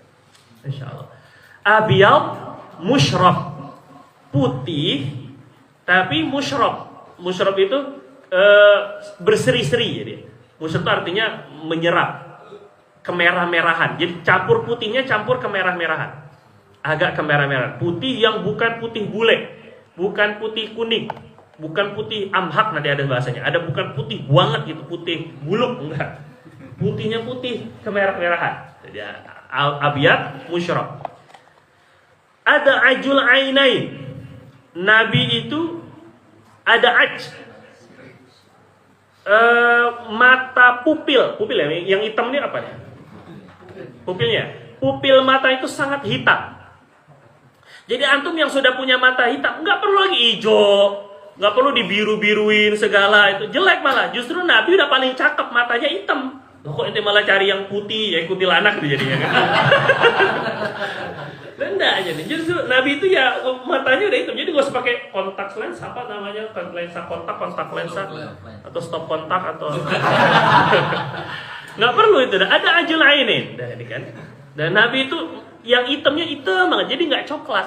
Jadi nggak usah terlalu tergiur dengan mata coklat, mata biru, mata hijau. Enggak, Nabi udah paling cakep. Masya Allah, matanya itu hitam banget yang hitamnya itu. Terus kemudian ahdabul asfar. Nabi itu lentik, bulunya tebal lentik. Ahdab itu lentik, asfar itu bulu matanya. Jadi bulu mata itu tebal terus lentik dan nggak usah pakai maskara. Cuma tetap Nabi SAW pakai celak. Itu nanti itu ya, pembahasan celak itu nanti ada. Ya. Masya Allah. Nah tuh coba-coba gambar-gambar sendiri aja lah. Nggak boleh dilukis. Haram Nabi itu dilukis. Kita udah belajar kalau kita, karena saya ini pelukis, imajinasi saya sangat kuat, akhirnya dilukis Nabi SAW. Nggak boleh, haram. Kenapa? Karena menghina Nabi. Karena kalau melukis menurunkan derajat. Nah itu dia. Yang kedua, berdusta atas nama Nabi. Man kadzaba alayya. Jangan-jangan Nabi nggak kayak gitu. Kata Nabi, siapa yang berdusta atas nama saya, falyatabawa maq'adahu minan nar. Siap-siap tempatnya ada di neraka. Maka Nabi nggak boleh di sinetronin. Nabi nggak boleh, nggak bisa, nggak boleh. Sahabat aja ulama masih khilaf. Sahabat boleh nggak di sinetronin? Ke Sayyidina Umar jadi sinetronin, boleh nggak itu kayak gitu? Sebagian katakan nggak, sebagian katakan karena Nabi bilang ashab Allah ashabi, hati-hati jaga martabat dan kedudukan sahabat-sahabat saya. La taj'aluhum ghardan min ba'di. Jangan jadikan mereka sasaran omongan kalian nanti setelah saya nggak ada. Jadi ada sebagian ulama yang sahabat itu aja nggak boleh jadiin sinetron gitu, jadiin aktor. Gitu. Takutnya ini aktor, ya namanya juga aktor, pergaulannya kayak gimana, tiba-tiba jadi sahabat, gitu kayak gimana gitu. Tapi sebagian ya ala kulli hal itu kan masih khilaf. Cuman kalau Nabi nggak boleh. Lantas para sahabat, para ulama itu membacakan syama'il tapi nggak boleh digambar. Ini tujuannya adalah lebih tinggi. Kita nggak bisa ngelihat, belum bisa ngelihat Nabi dengan mata, tapi bisa melihat Nabi dengan telinga. Sehingga ini akan membuat hati semakin penasaran. Itu yang bikin ta'alluq, keterkaitan hati kita dengan Nabi, sehingga pengen penasaran ketemu Nabi itu sehingga ada dalam mimpi. Itu maksudnya. Jadi kalau udah digambar, dia udah jadi wujud, udah jadi wujud visual. Nggak ada lagi penasaran. Tapi ketika disebutkan sifat-sifat yang kayak begini, antum boleh bayang, makin kebayang, itu nanti ini pengen penasaran. Ya, jadi gitu ya ceritanya. Jadi orang penasaran itu biasanya ketemu. Awalnya penasaran dulu nih. Kalau nggak ada penasarannya enggak. Jalilul musyash. Nabi SAW itu besar tulang-tulangnya. Besar bahunya. Ru'usul manakib. Musyash itu besar ininya. Tulangnya atau bahunya, pundaknya. wal katad, dan juga besar ototnya, katifain. Ininya, ototnya ini, tulang-tulang ototnya besar. Ajrad. Beliau itu badannya nggak ada bulu, tapi nggak ada, hampir kebanyakan nggak ada bulunya. Tapi ada beberapa yang ada bulunya. Nah, yang ada bulunya diantaranya Zu Masrubah. Walaupun beliau itu badannya ajrad, itu bisa diartikan juga badan yang beliau nggak, kalau beliau lagi nggak pakai baju, badan yang nggak dipakein baju tuh nggak ada bulunya. Jadi di dalam tubuh yang ketutupan baju itu nggak ada bulunya. Tapi Zu Masrubah, beliau memiliki bulu tipis. Masrubah itu bulu tipis dari dada ke pusat. Jadi ada bulu badannya tuh di atas ini, dada sampai pusat. Kemudian sebagian itu ada di atas bahu sini, ada juga sedikit. A'ali sodri itu ada sedikit nanti riwayat. Kemudian sama di tangan dan kaki. Tapi sebagian besar badan beliau nggak ada bulunya, ada bulu tipis nih, masrubah. Jadi bukan banyak begitu biasanya kan ada. Terus kemudian syafnul kafaini wal qadamain. Beliau kekar. Syafnu itu di sini ghalil. Kekar tangan kakinya, tangannya dan kakinya, telapak tangannya dan kakinya. Syafnul qadamain. Jadi syafnu ini ada sebahagian ulama tuh yang mengartikan ghalil itu kasar. Jadi ada yang mengartikan telapak tangan beliau Nabi itu kadang-kadang kasar, menunjukkan Nabi itu pekerja. Jadi bukan yang sifatnya tuh yang suka nyantai-nyantai, leha-leha, bukan. Tapi pekerja keras, apalagi dalam dakwah. Dan kakinya juga begitu. Jadi kasar di sana itu ketika sering bekerja. Tapi saat ketika orang nyentuh jadi lembut. Karena riwayat lain Nabi SAW bisa tutup lebih lembut daripada sutra. Lebih lembut daripada sutra, lebih dingin daripada salju. Itu gimana coba itu? Ininya tuh lembut. Cuma kalau habis kerja kasar, cuma baring lagi, asalnya lembut. Cuma karena ada sebagian yang mentafsirkan kata-kata syafnul kafai, kita tadi tafsirkannya dengan kekar, ya. Karena tulang-tulangnya besar, maka wajar tangan dan kakinya pun juga kekar, besar. Begitu jadi. Nah, cuma sebagian ulama ada yang mentafsirkannya itu syafnul kafain wal qadamain, kaki dan tangan beliau itu kasar ketika habis dipakai kerja. Pernah Nabi SAW ketemu ada seorang sahabat Nabi SAW yang tangannya kasar. Lebih kasar itu seperti tapal ontak. Karena sering kerja. Sama Nabi SAW dicium tangannya. Hadhil yudayyatain, hadhil yad yuhibbuhallah. Ini tangan yang dicintai Allah Subhanahu wa taala. Karena kerja sendiri. Kerja untuk nyari nafkah.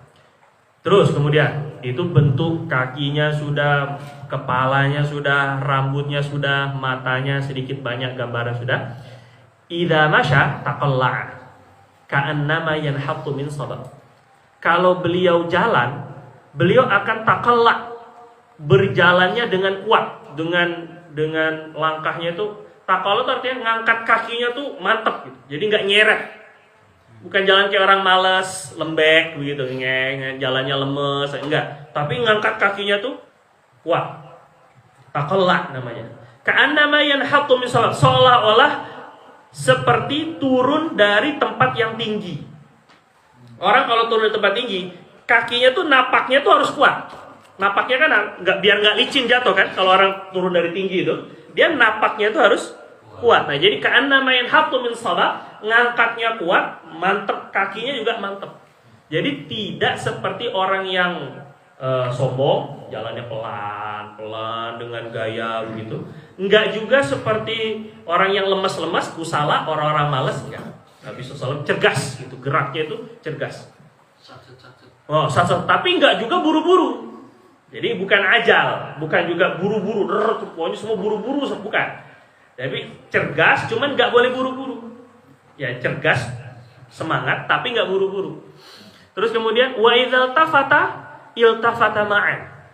Apabila Nabi itu nengok, Kalau Nabi itu menoleh, beliau akan menoleh dengan seluruh bagian tubuhnya. Jadi nggak kepala doang. Woi, nggak begitu enggak? Nabi semuanya. Wah, ini luar biasa ini. Kalau antum praktekkan akhlak kayak gini, udah alhamdulillah. Dipanggil kayak gitu, itu enggak gini dong, enggak.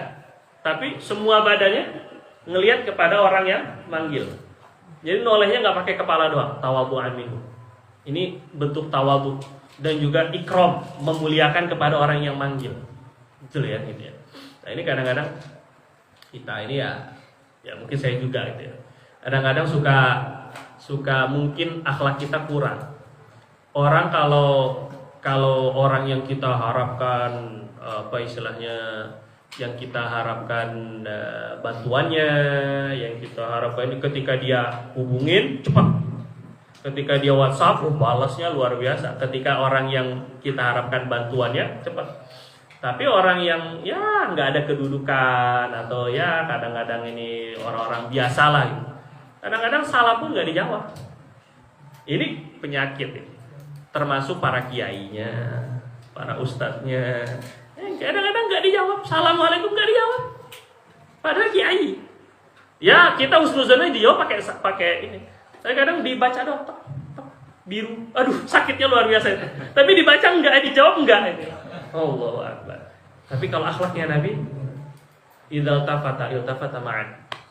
Kalau dipanggil itu, kalau Nabi itu semua badan. Ini luar biasa. Semua siapa aja yang manggil Nabi SAW. Baina katifaihi khatamun nubuwah. Di antara kedua bahunya ada ada stempel kenabian. Jadi setiap nabi itu punya tanda. Kalau kita kan tanda lahir. Kalau nabi tanda nabi. Kalau semua nabi itu ada tanda nabi. Khatamun nubuwah ini ada pada setiap nabi. Jadi kalau ada yang ngaku nabi, coba lihat mana khatamun nubuwah ini. Tompel, bukan, itu bukan tompel. Dia ada bentuknya nanti khusus.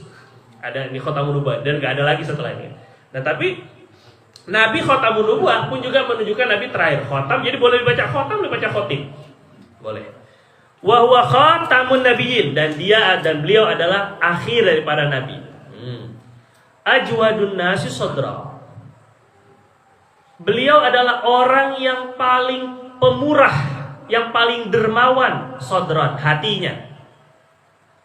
Ajwadun nasi sadran. Orang yang paling pemurah, paling dermawan hatinya. Karena pemurah itu adanya di hati sebenarnya. Orang kalau udah pemurah, itu bukan hanya dilihat dari apa yang dikasih, tapi hatinya. Kalau hatinya pemurah, apa juga dikasih. Tenaganya, waktunya, senyumnya, suaranya, termasuk uangnya. Ini. Wa asdaqun nasi lahjatan. Dan orang manusia yang paling jujur lahjatan omongannya. Lahjat artinya logat, maksudnya pembicaraannya paling jujur, paling benar. Nggak pernah bohong walaupun bercanda. Sekali lagi, nggak pernah bohong walaupun bercanda. Jadi para sahabat itu sampai aneh, Nabi kok ngajak kita bercanda. Atuda'ibuna ya Rasulullah? Ya Rasulullah, kok ngajak kami bercanda? Ini Nabi. Kalau kiai kan agak jaim gimana gitu kan. Ulama besar ini. Kok bercanda Nabi? Engkau juga bercanda. Nah, walakin la yaqulu la yakhruju min hadza illa haqqan. Tapi enggak keluar dari lidah saya kecuali benar. Walaupun bercanda jangan bohong. Walaupun bercanda ngeprank ngapain? Ngeprank gitu kan. Akhirnya ketangkap polisi. Kayak tahu aja itu. Enggak boleh bohong tetap. Walaupun bercanda enggak boleh bohong. Ini udah bercanda bohong, ngejain orang macam-macam zalim. Itu bercanda dosa, itu bukan idkhalus surur ala qalbil mu'min, bukan memasukkan kebahagiaan kepada hati orang beriman. Enggak.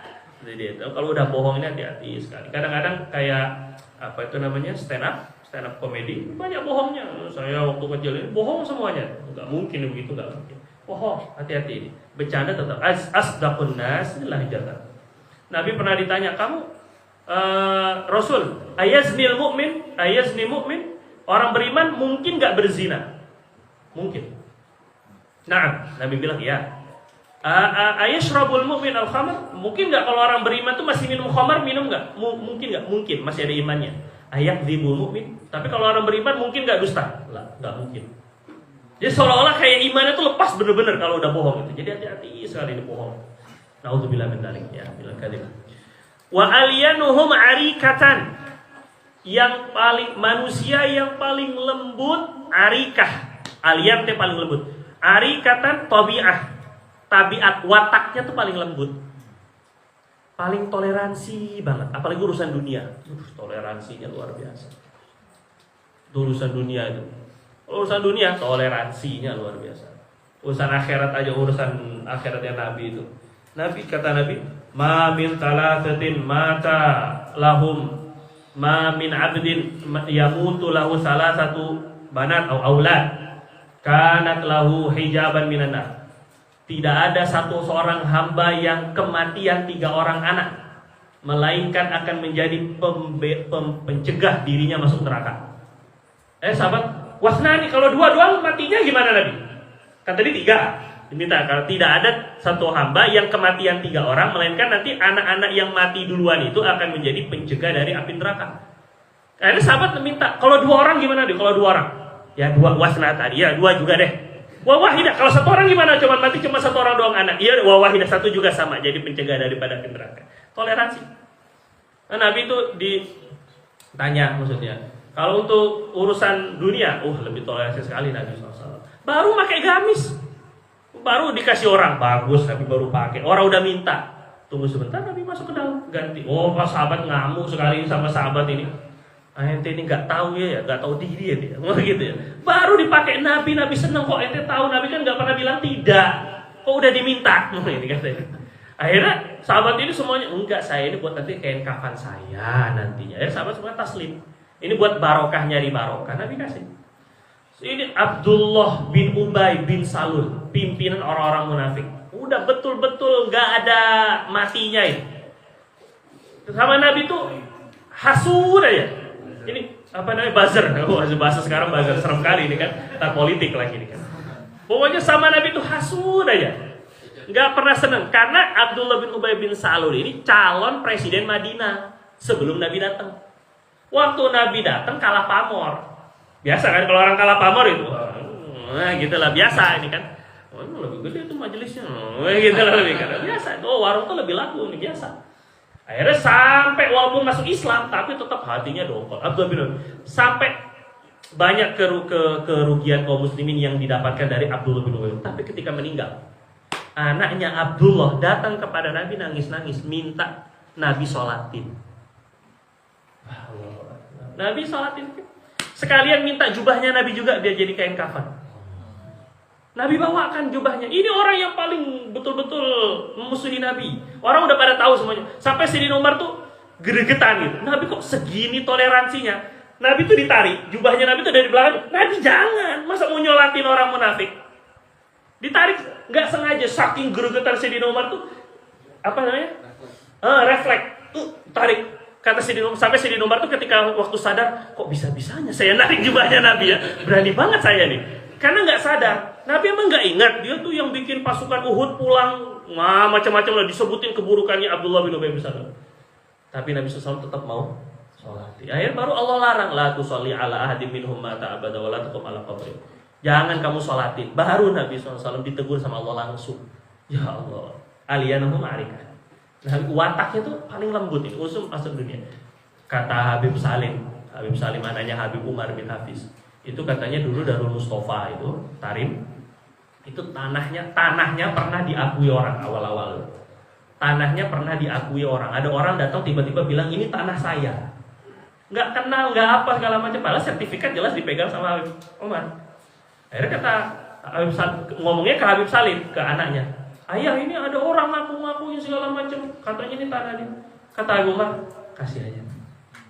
Ini tanah kasih aja, kasih. Kita nggak mau bergelut dengan orang muslim hanya gara-gara dunia. Tanah itu bukan masalah apa ini kan.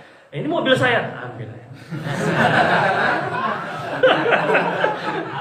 Allah Akbar. Kayak apa tuh dia? Ya luar. Ini sedikit-sedikit lah gitu. Yang berat-berat kita nggak mampu lah kan ya. Sedikit-sedikit lah kan. Tapi banyak yang ngaku-ngaku rumahan tuh gawat ini kan. Wa akramahum isyrah. Yang paling mulia pergaulannya, akramahum yang paling mulia isyrah, pergaulannya, suhbah. Pergaulannya itu paling mulia. Satu bisa dimaknai pergaulan paling mulia itu bisa dimaknai paling menjaga dalam pergaulan, nggak sembarangan bergaul dengan orang. Satu. Bisa dimaknai akramuhum isyrah itu kalau beliau bergaul dengan sahabatnya, dengan seorang, maka beliau akan yang paling banyak memuliakan sahabatnya. Jadi bisa dimaknai dua ini, akramuhum isyrah ini bisa dimaknai bergaulnya memang yang paling mulia. Jadi beliau berteman dengan semuanya, tapi nggak bersahabat dengan semuanya. Jadi tetap harus jaga. Kalau nggak nanti ya tadi itu ya. Karena kita sahabat itu kan menular sifat dan wataknya. Jadi kalau sahabat yang buruk akan nular sahabat watak yang buruk. Berkawan dengan siapa aja, tapi bersahabat kan nggak semua orang kita sahabati, gitu kan? Nah, itu akram isyrah pertama. Boleh juga dimaknai akram isyrah yang kedua itu adalah kalau beliau bersahabat, beliau lebih ikram, lebih memuliakan sahabatnya. Man ra'ahu badihatan habah. Orang yang melihat Nabi pertama kali itu ada rasa segan, habah, haibah, ngeri gitu. Ada hamba saya pertama kali ngadep Nabi itu gemeter. Kata Nabi SAW, ya fata, ya amat, lan surah, nggak usah takut. Fa inni ibnu ummin takul qadim. Nggak usah takut. Saya ini cuma anak ibu yang miskin. Saya ini cuma seorang manusia dari anak ibu yang miskin, yang makannya daging kering. Daging kering dulu tuh ya kayak ikan asin gitu, lebih kurang itu. Yang makanan orang kering qadid itu. Terus kemudian akhirnya, jadi orang yang pertama kali melihat Nabi itu habah, deg-degan, takut, segan gitu ya. Wa man khalatahu ma'rifatan ahabba. Tapi orang yang sudah bergaul dengan Nabi, khalatahu, sudah bergaul dengan Nabi, ma'rifatan, dengan kenal baik, ahabba, pasti cinta sama Nabi. Yang pertama takut kayak Habib Rizik. Orang lain itu sangar apa karena ceramah-ceramahnya. Tapi kalau orang yang udah kenal sama beliau, udah dekat, ahabba, pasti cinta. Sampai pendeta aja cinta. Cuma karena orang lihatnya dari TV aja. Wajar ya kan? Framing. Terus ya guluna itu. Ini setelah cerita tentang Nabi, Sayyidina Ali nih yang cerita tentang Nabi. Ya guluna itu, orang yang mensifati Nabi akan berkata pasti begini. Lam ara qablahu wala ba'dahu mithlahu sallallahu alaihi wasallam. Aku tidak pernah melihat sebelum Nabi atau setelah Nabi wafat orang seperti Nabi. Perawakannya, sifatnya, fisiknya nggak ada. Dari sebelum kenal sama Nabi nggak pernah ngeliat. Setelah Nabi wafat pun nggak pernah ada lagi yang kayak Nabi SAW. Pasti begitu. Nah itu. Anil Hasan bin Ali radhiyallahu taala anhuma. Ini sampai jam masih ada 15 menit lagi. Anil Hasan bin Ali radhiyallahu anhuma qala, berkata Sayyidina Hasan bin Ali, cucunya berarti kan cucunya Nabi SAW. Sa'altu khali, saya bertanya kepada paman saya, paman dari sebelah ibu. Ibunya beliau Siti Fatimah, berarti ya. Nah ini saudaranya Siti Fatimah, tapi beda ayah. Namanya Hindun, Hinda bin Abi Halah. Hindun bin Abi Halah. Ini anaknya Siti Khadijah dengan suami sebelum Rasul. Suami sebelum Rasul namanya Abu Halah. Jadi Siti Khadijah itu nikah 3 kali. Yang pertama tahun lupa namanya, baru dengan Abu Halah, baru dengan Rasul. Meninggal, baru dengan Rasul. Nah, jadi janda 2 kali. Nah, Abu Halah dengan Abu Halah ini punya anak 2. Satunya namanya Hindun. Laki-laki Hindun itu bukan Pok Hindun. Itu perempuan ini. Jadi Hindun itu bisa buat laki-laki, bisa buat perempuan kalau bahasa Arab ya. Seperti Tolha. Tolha itu bisa laki-laki, bisa perempuan. Nah ini Hindun itu laki-laki. Maisaro. Orang banyak Maisaro dikira cewek, padahal cowok itu nemenin Nabi dagang itu. Sayyidina Maisaro itu bukan Siti Maisaro, bukan, salah, ngawur. Jadi mentang-mentang Maisaro jadi cewek, itu udah laki-laki. Nah ini Hindun ini adalah berarti saudara Siti Fatimah seibu, beda ayah. Karena ibunya sama-sama Siti Khadijah ya. Nah, bertemu dan masuk Islam. Jadi hidupnya bareng sama Nabi ini Sayyidina Hindun ini radhiyallahu anhu. Aku bertanya sama paman aku Hindun bin Abi Halah, wa kana wassafan. Sayyidina Hindun ini pintar sekali wasaf. Wasaf itu pintar dalam mendeskripsikan sesuatu. Menceritakan sesuatu pintar. Pintar dalam mensifati sebuah sofat. An hilyatin Nabi sallallahu alaihi wasallam. Saya bertanya, saya nanya Sayyidina Hasan ketika Nabi meninggal itu masih kecil. Maksudnya ya masih kanak-kanak, jadi belum terlalu terlalu ngeh dengan fisik Nabi. Jadi wajar kalau nanya lagi sama pamannya. Paman dulu Rasul tuh kakek tuh kayak gimana? Hilyah, tentang hilyah. Hilyah itu artinya perhiasan, maksudnya tentang sifat Nabi sallallahu alaihi wasallam. Wa ana ashtahi an yasifa li minha syai'an ata'allaqu bihi. Kata Sayyidina Hasan anaknya Sayyidina Ali, saya ashtahi, saya ingin sekali an yasifali, paman saya tadi menceritakan kepada saya, Hindun tadi itu menceritakan kepada saya, minha dari hilyah, dari sifat Nabi tadi, syai'an ata'allaqu bihi, suatu yang saya bisa hafal, syai'an ata'allaqu bihi, suatu cerita, suatu sifat tentang Nabi itu yang bisa saya ingat-ingat terus, saya pegang.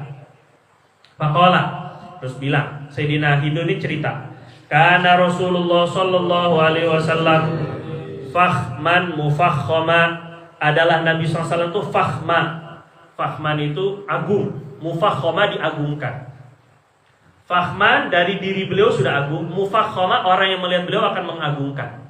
Fakhman mufakhkhama. Sebagian ulama katakan fakhman itu gemuk.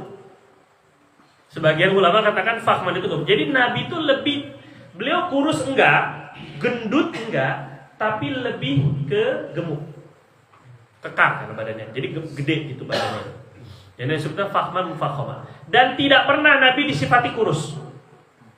Jadi yang ceking-ceking gemukan sedikit, jadi untuk ikut dengan Nabi SAW. Katanya begini, sebahagian wali itu gemuk-gemuk, banyak wali-wali itu gemuk-gemuk. Antum jangan suuzon, banyak makan cinta dunia, bukan. Jadi gemuk itu biasanya ini kalau wali itu karena senang jadi hamba Allah, senang dengan ma'rifatullah, senang dekat dengan Allah, senang. Karena senang akhirnya jadi makin gemuk badannya. Orang tuh kalau gembira tuh gemuk, tapi kalau pikiran terus kurus teman-teman. Ini contohnya. Jadi gemuk yang kan Nabi ada dalam hadis itu, gemuk itu maksudnya tercela gitu. Ya gemuk yang tercela itu gemuk yang karena nikmat dunia. Tapi kalau karena nikmat akhirat, enggak. Gemuk karena senang dengan dekat sama Nabi, gemuk karena kenal sama Allah, gemuk karena cinta sama Allah, itu makin gemuk. Jadi antum jangan suuzon dengan ulama-ulama yang gemuk, itu jangan suuzon itu ya. Terus kemudian ya tala'la boleh bacanya dua ya. Ya tala'la wajhuhu tala'lu al-qamari lailatal badri. Ya tala'la, bercahaya, berseri-seri wajahnya seperti bercahayanya bulan di malam purnama. Kan ini kata-kata seperti itu, tala'lu al-qamar, itu bukan sama. Seperti itu hanya melihatnya seperti kalau kita melihat bulan tidak silau. Itu maksudnya. Ya, tapi kalau dibandingkan dengan bulan lebih indah daripada bulan. Jangan salah gitu. Kata-kata seperti rembulan itu bukan sama dengan bulan, enggak, lebih indah dari rembulan. Cuma kalau ngelihat tuh enggak kayak matahari. Kalau matahari ngelihat tuh sakit mata, tapi kalau rembulan tuh enak dipandang. Nah, itu mukanya Nabi SAW kayak gitu. Talalu. Atwalu minal barbu'. Nabi SAW itu lebih tinggi daripada sedang. Nah, itu tadi kita bilang. Nabi itu kalau dilihat sedang,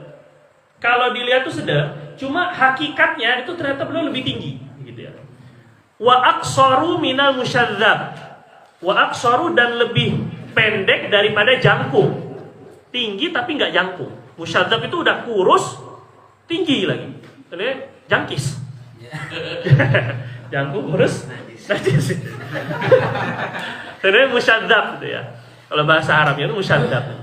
Azimul hamah, besar kepala beliau. Orang badan kekar nggak mungkin kepala kecil, lucu. Jadi kepalanya besar, menunjukkan juga pikirannya cerdas, luas gitu ya. Rojilu sya'ar, rambutnya tersusun rapi, rajil, tersusun rambutnya sya'ri. Inin faraqat aqiqatuhu farraqaha. Kalau terbelah rambutnya, maka beliau akan sengaja membelah rambutnya, jadi belah tengah. Inin faraqat, kalau memang terbelah kanan di kanan dan kiri, beliau akan sengaja membelahnya. Wa illa, kalau beliau nggak sengaja membelahnya, semuanya ke belakang, fala yujawizu sya'ruhu syahmata udhunaihi idza huwa waffara. Kalau tidak terbelah, kalau lagi nggak membelah, maksudnya lagi nggak terbelah, kalau lagi pas lagi kebelah, kanan ada kiri ada, ya plus sengaja membelah. Tapi kalau lagi enggak ke belakang semuanya, maka kata Sayyidina Hindun tadi, rambutnya tidak melebihi daripada syahmata udhu ini. Cuping syahmata udhuna ini, cuping telinganya, enggak lebih daripada cuping. Cuping itu yang kenyal-kenyal dari telinga tuh. Ini rambutnya itu gondrong sampai cuping, enggak lebih. Enggak lebih itu kadang-kadang lebih juga, kadang-kadang sampai bahu Nabi kadang-kadang. Ketika idza huwa wafarah, ketika beliau mau mengumpulkan. Jadi kadang-kadang diselipin di sini nih, di telinga, diselipkan di telinga karena gondrong, diselipkan di telinga. Nah, itu kadang idza huwa wafarah ketika beliau ngumpulin ininya, rambutnya. Azharul laun.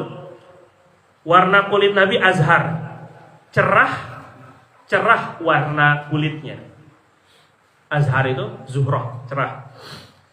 Wasi'ul jabin, keningnya, dahinya luas. Ya. Jadi enggak sempit, luas. Pemikiran pun luas. Azajjul hawajibi sawabigha fi ghairi qaran. Azajjul hawajib lengkung. Taqawus. Apa ini kita sebut? Alisnya melengkung. Hawajib alis. Azaju taqawus, ada lengkungannya, melengkung.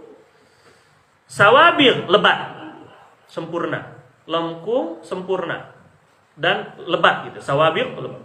Min ghairi qaran, tidak nyambung. Jadi orang Arab tuh kalau ngelihat alis nyambung tuh aib, agak jelek gitu. Kalau menurut orang Arab tuh kalau alis sampai nyambung, lebat kan? Sampai nyambung itu agak jelek. Jadi ini aja qaran. Tapi enggak nyambung. Jadi tetap putus gitu. Tapi lebat. Bainahuma irqun yudirruhul ghadab. Antara dua alis Nabi itu ada irqun, ada urat yang keluar ketika marah. Kalau lagi marah, ini mengerasnya ada uratnya. Ini khusus ketika belum. Jadi orang tahu kalau belum marah. Ada urat khususnya di antara dua alis. Aqnal irnin. Irnain. Mancung kedua hidungnya.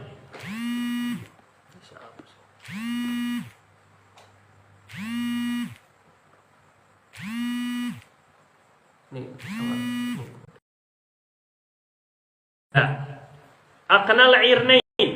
Jadi lahu nurun ya'lu. Aqnal irnain, mancung kedua hidungnya. Aqna itu begini. Ujung hidungnya itu tidak gede. Ujung hidung bawah itu tidak gede. Biasa ada orang yang ujungnya kan gede ya. Hidung itu enggak. Terus kemudian atasnya itu agak melengkung dan agak tajam, agak lancip. Gitu ya. Itu namanya aqna bahasa Arabnya. Jadi mancungnya itu kalau dideskripsikan lebih dalam itu, dia agak mancung ininya, tulangnya dia naik, terus kemudian atasnya itu lancip, ya, ada lancipnya. Kemudian ujung hidungnya itu enggak gede, kecil. Nah, begitu. Itu namanya aqna al-irni. Lahu nurun ya'luh. Beliau memiliki ada cahaya di atas hidungnya. Di atas hidungnya ada cahaya. Mungkin cahayanya karena minyak rambut, mungkin karena memang ada cahayanya di atas itu. Yahsabuhu man lam yata'ammalhu asyamma. Orang yang tidak memperhatikannya baik-baik menganggapnya asyam. Asyam itu bukan asam. Asyamma itu tulang hidungnya nyambung sampai ke tulang ini. sampai ke kepala. Namanya asyamma. Asyam itu tulang hidung bersambung sampai ke dahi. Jadi lurus gitu hidungnya, bukan begitu. Asyam tuh begini. Nah, padahal ada cekungannya. Nah, cekungan itu nggak kelihatan karena ada cahayanya. Paham nggak tuh ini? Jadi orang yang nggak memperhatikan baik-baik, ngiranya Nabi itu mancungnya tuh asyamma tuh mancung dari atas sampai ke bawah, nggak ada cekungan atasnya tuh nggak ada. Orang ngiranya gitu ya. Kastul lihyati, tebal ininya, janggutnya. Ingat, tebal janggutnya, bukan panjang kata Imam Ibnu Hajar. Bukan panjangnya, tapi tebal. Tebal itu seukuran toboh, sebagai seukuran satu genggam. Jadi jangan ada lagi yang menghina tentang jenggot. Nggak mau jenggotan, terserah, itu sunnah. Menurut Imam Syafi'i itu sunnah. Tapi sampai menghina, nah ini hati-hati. Boleh jadi kata Imam Ibnu Hajar, kalau orang yang menghina sesuatu yang ada pada diri Nabi itu bisa jadi kafir. Nah ini kita khawatirnya begitu ketika melihat orang jenggot tapi akhlaknya buruk, akhirnya diserang tuh jenggotnya. Udah, jangan jenggotnya yang diserang nih kan. Kasal ya, Nabi itu jenggotnya tebal, satu kopto, satu genggam kurang lebih. Terus kemudian mana tadi? Sahlul khaddaini, kedua pipinya itu mulus. Sahlul khaddain, mulus. Jadi nggak cabi juga, nggak gemuk, nggak tembem, nggak peot juga nggak sahel. Ya mulus lah. Dhali'ul fam, lebar mulutnya. Apalagi kalau beliau sering senyum, lebar mulutnya. Jadi bukan bermulut kecil gitu, enggak, tapi lebar mulutnya. Apalagi suka senyum. Muflajul asnan, boleh juga dibaca mufallajul asnan. Giginya itu rapi. Mufallaj itu giginya nggak bertumpuk, jadi nggak ada gingsul. Nabi itu nggak ada gigi bertumpuk tuh nggak ada, apalagi gigi yang nongol dikit ini nggak ada. Mufallaj, rapi gitu ya. Daqiqul masrubah, memiliki tadi bulu dada tipis.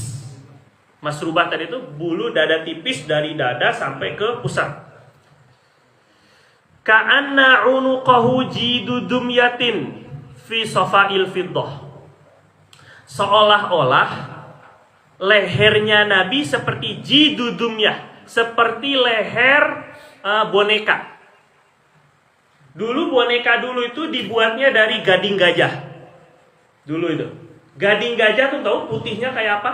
Putih banget itu. Paling udah dibersihin. Terus dibuat jadi boneka-bonekaan. Nah, itu lehernya jadi diserupakan seperti leher Barbie kalau sekarang. Paham ya? Jadi fi safail fiddah, di dalam benih seperti boneka, seperti leher boneka di dalam kemilau perak. Jadi boneka karena putih banget intinya. Lehernya tuh putih banget. Padahal leher kan sering kena sinar matahari, tapi putihnya banget. Makanya seolah-olah seperti kilauan perak, seperti boneka.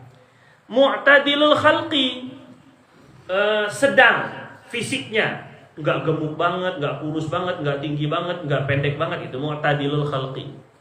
Tapi badinun mutamasikun, badinun badannya besar, tapi mutamasik. Mutamasik itu kekar bahasa kita, proporsional. Mutamasik itu artinya dagingnya tuh nggak ngelewer gitu. Kan kita biasanya pahanya yang gelewer-gelewer, ini kan goyang-goyang, itu belum perutnya goyang-goyang. Itu nggak mutamasik namanya. Kalau mutamasik itu semuanya mengikat, jadi kekar. Nah itu namanya mutamasik, kekar. Sawaul batni wasadri, sama rata antara perut dan dada. Langsung tahan napas langsung. Tahan napas antara sama rata antara perut dan dadanya Nabi SAW itu sama rata. Aridu sadri, lebar dadanya, besar. Dadanya lebar. Boleh bermakna dada lebar itu maksudnya pemaaf juga boleh. Ba'idu ma bainal mankibain, jauh antara kedua bahunya. Bidah. Dua badannya itu, bahunya itu jauh. Dhakhmul karadisi, besar. Karadis itu asalnya ini ini apa namanya, sendi-sendi asalnya. Karo itu artinya sendi-sendi. Ujung-ujung tulang itu namanya karodis. Maksudnya tulang-tulangnya besar, ya kekar. Tulang-tulangnya besar, tangannya besar, kakinya besar. Tapi besar yang tadi ya, mu'tadil, yang besar itu ya besar yang bagus gitu ya. Kemudian anwarul mutajarrid.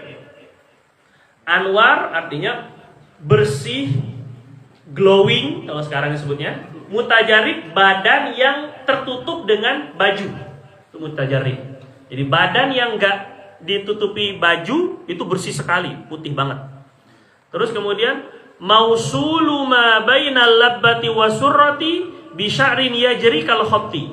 Terhubung antara labbah, antara cengkok dada. Ini cengkok dada di atas dada sedikit ada sedikit cengkuk, namanya labbah bahasa Arabnya. Wasurroh dan pusar, terhubung antara labbah, cengkok dada dan pusar dengan rambut bulu yang seperti khot, seperti garis. Tadi namanya masrubah. Arif sadiyah. Dua buah dadanya bersih daripada bulu. Wal batni, perutnya pun gak ada bulunya. Mimma siwa dzalik. Artinya daripada yang selain itu gak ada bulunya. Tapi ada bulunya asy'arudz dzira'ain. Berbulu di lengan, kedua lengannya berbulu. Asy'arudz dzira'ain, ini udah paling bawah nih, baris paling bawah. Asy'arudz dzira'ain, berbulu dua lengannya. Wal mankibain, berbulu dua mankib, dua bahunya di atas. Wa a'ali sadri, dan bagian atas, paling atasnya dada saja sedikit. Tawiluz zandain, panjang tulang-tulang. Zandain itu juga lengan-lengannya, kedua lengannya itu asalnya zandain itu ini lengan tangan. Jadi panjang, lengannya itu panjang. Karena sesuai dengan porsi badannya kan, proporsional. Rahbur rohah, luas telapak tangannya. Bisa maknanya memang tangannya lebar, bisa maknanya memang maksudnya luas telapak tangannya itu sering memberi. Bisa bermakna dua gitu ya. Syafnul kafaini wal qadamain tadi. Kekar tangan, kedua tangan dan kakinya. Sa'ilul atrofi au qala sya'ilul atrofi. Panjang jari jemarinya. Karena tangannya lebar, kekar, ya jelas jari-jarinya pun panjang. Jadi berjabatan tangan dengan Nabi itu mantap. Khamsanil akhmasaini. Memiliki cengkuk telapak kaki yang agak dalam. Jadi ya. Khumsanil akhmasaini. Kedua cengkuk telapak kaki, kan telapak kaki ada cengkuknya. Nah, Nabi itu agak dalam cengkuknya. Sebagian riwayat begitu. Kemudian masihul qadamain. Tapi kedua kakinya mulus, telapak kakinya enggak ada yang retak-retak, enggak ada. Mulus, masihul qadamain. Mulus. Yanbu anhumal ma, bisa mengalir air kalau ditaruh di atas telapak kakinya. Karena mulus tadi. Idza zala, kita habiskan satu riwayat ini ya. Idza zala qali'an. Kalau beliau pergi, maksudnya bergerak, melangkah dengan kuat. Tadi kita sudah bicara tentang jalannya Nabi kan. Yahtu takaffiyan, melangkah dengan takafian, dengan condong ke depan. Jadi Nabi itu kalau jalan kebanyakan nunduk. Jalannya Nabi itu kebanyakan nunduk, makanya seolah-olah condong ke depan jalannya. Takafian. Wa yamshi haunan, berjalan dengan rendah hati. Haunan bisa artinya perlahan. Jadi enggak buru-buru banget, enggak. Letoy juga enggak. Semua pertengahan semuanya. Dzari'ul misyati. Dzari' ini asalnya jauh langkah-langkahnya. Jadi bukan langkah yang kecil-kecil, tapi langkahnya jauh. Idza masya, apabila beliau berjalan, ka'annama yanhattu min sabab, seolah-olah turun daripada tempat yang tinggi. Ini maksudnya langkahnya menapaknya itu dengan pasti, dengan kuat. Wa idzal tafata iltafata jami'an, apabila beliau menengok maka menengok dengan seluruh badannya. Khafidut tarfi, menundukkan pandangan, senantiasa menundukkan pandangan. Jadi kalau kita jalan nunduk itu ngikuti sunnah Nabi. Bagaimana jalan kita dapat pahala. Nadharuhu ilal ard atwalu min nadharihi ila sama. Pandangannya ke bumi lebih banyak daripada pandangannya ke langit. Lebih banyak nunduk daripada ngelihat ke langit. Karena merasa dilihat Allah, merasa ditatap Allah, malu. Ini tawadhu. Jadi tawadhu itu sifat dalam hati tapi muncul dalam gerakan. Jullu nadharihi al-mulahadhah. Kebanyakan cara memandangnya dengan cara melirik. Jadi kalau ngelihat sesuatu tuh ngelirik aja. Nunduk, kebanyakan nunduk. Jadi ngelihat sesuatu ngelirik. Kecuali kalau ada orang ngobrol, kalau ada orang mau bicara baru ngelihatnya semua badan, semua muka. Tapi kalau melihat sesuatu, apalagi dalam keadaan jalan tuh ngelirik doang. Itu jullu nadhari al-mulahadhah, ngelirik aja. Itu yang mulahadhah. Ya. Yasuku ashabah, beliau berjalan di belakang sahabat-sahabatnya. Gak mau jalan di depan. Nabi itu biasanya jalan itu sahabat itu suruh di depan, Nabi di belakang. Yasuk, seolah-olah seperti menggembala sahabat-sahabat. Yasuk namanya. Ini betul-betul tawadhu. Kata Nabi, "Daru khalfi lil malaikat." Biarkan belakang saya buat malaikat aja. Kalian di depan. Jadi jalan di belakang, Nabi jalan. Karena orang jalan di depan pakai banyak. Oh, itu kayak sombong itu ada juga kan. Ya beda'u man laqiya bisalam. Beliau akan memulai kepada orang yang beliau temui untuk salam. Jadi sunnahnya salam lebih dulu. Menjawab salam wajib, tapi memberi salam lebih afdol daripada yang wajib. Nabi SAW kalau ketemu orang lebih dulu mengasih salam. Jadi nggak nunggu disalami. Ih sombong banget dia nggak pernah ngasih salam. Lah ente ngasih salam nggak? Ya sesama sombong jangan saling mencela gitu. Kadang-kadang karena kita merasa orang lain sombong, padahal kita juga sombong. Wallahu ta'ala a'lam bishawab. Subhanakallahumma bihamdika asyhadu an la ilaha illa anta astaghfiruka wa atubu ilaik. Rabbana taqabbal minna innaka antas samiul alim wa tub 'alaina innaka antat tawwabur rahim. Akhirna bi ru'yatil habib sallallahu alaihi wasallam fid dunya qabla al-akhirah fi hadhihi laila wa bi kulli lailah. Wa sallallahu ala sayyidina Muhammad sallallahu alhamdulillahirabbil alamin. Semoga mimpi ketemu Nabi ta'ala. Amin. Assalamualaikum warahmatullahi wabarakatuh.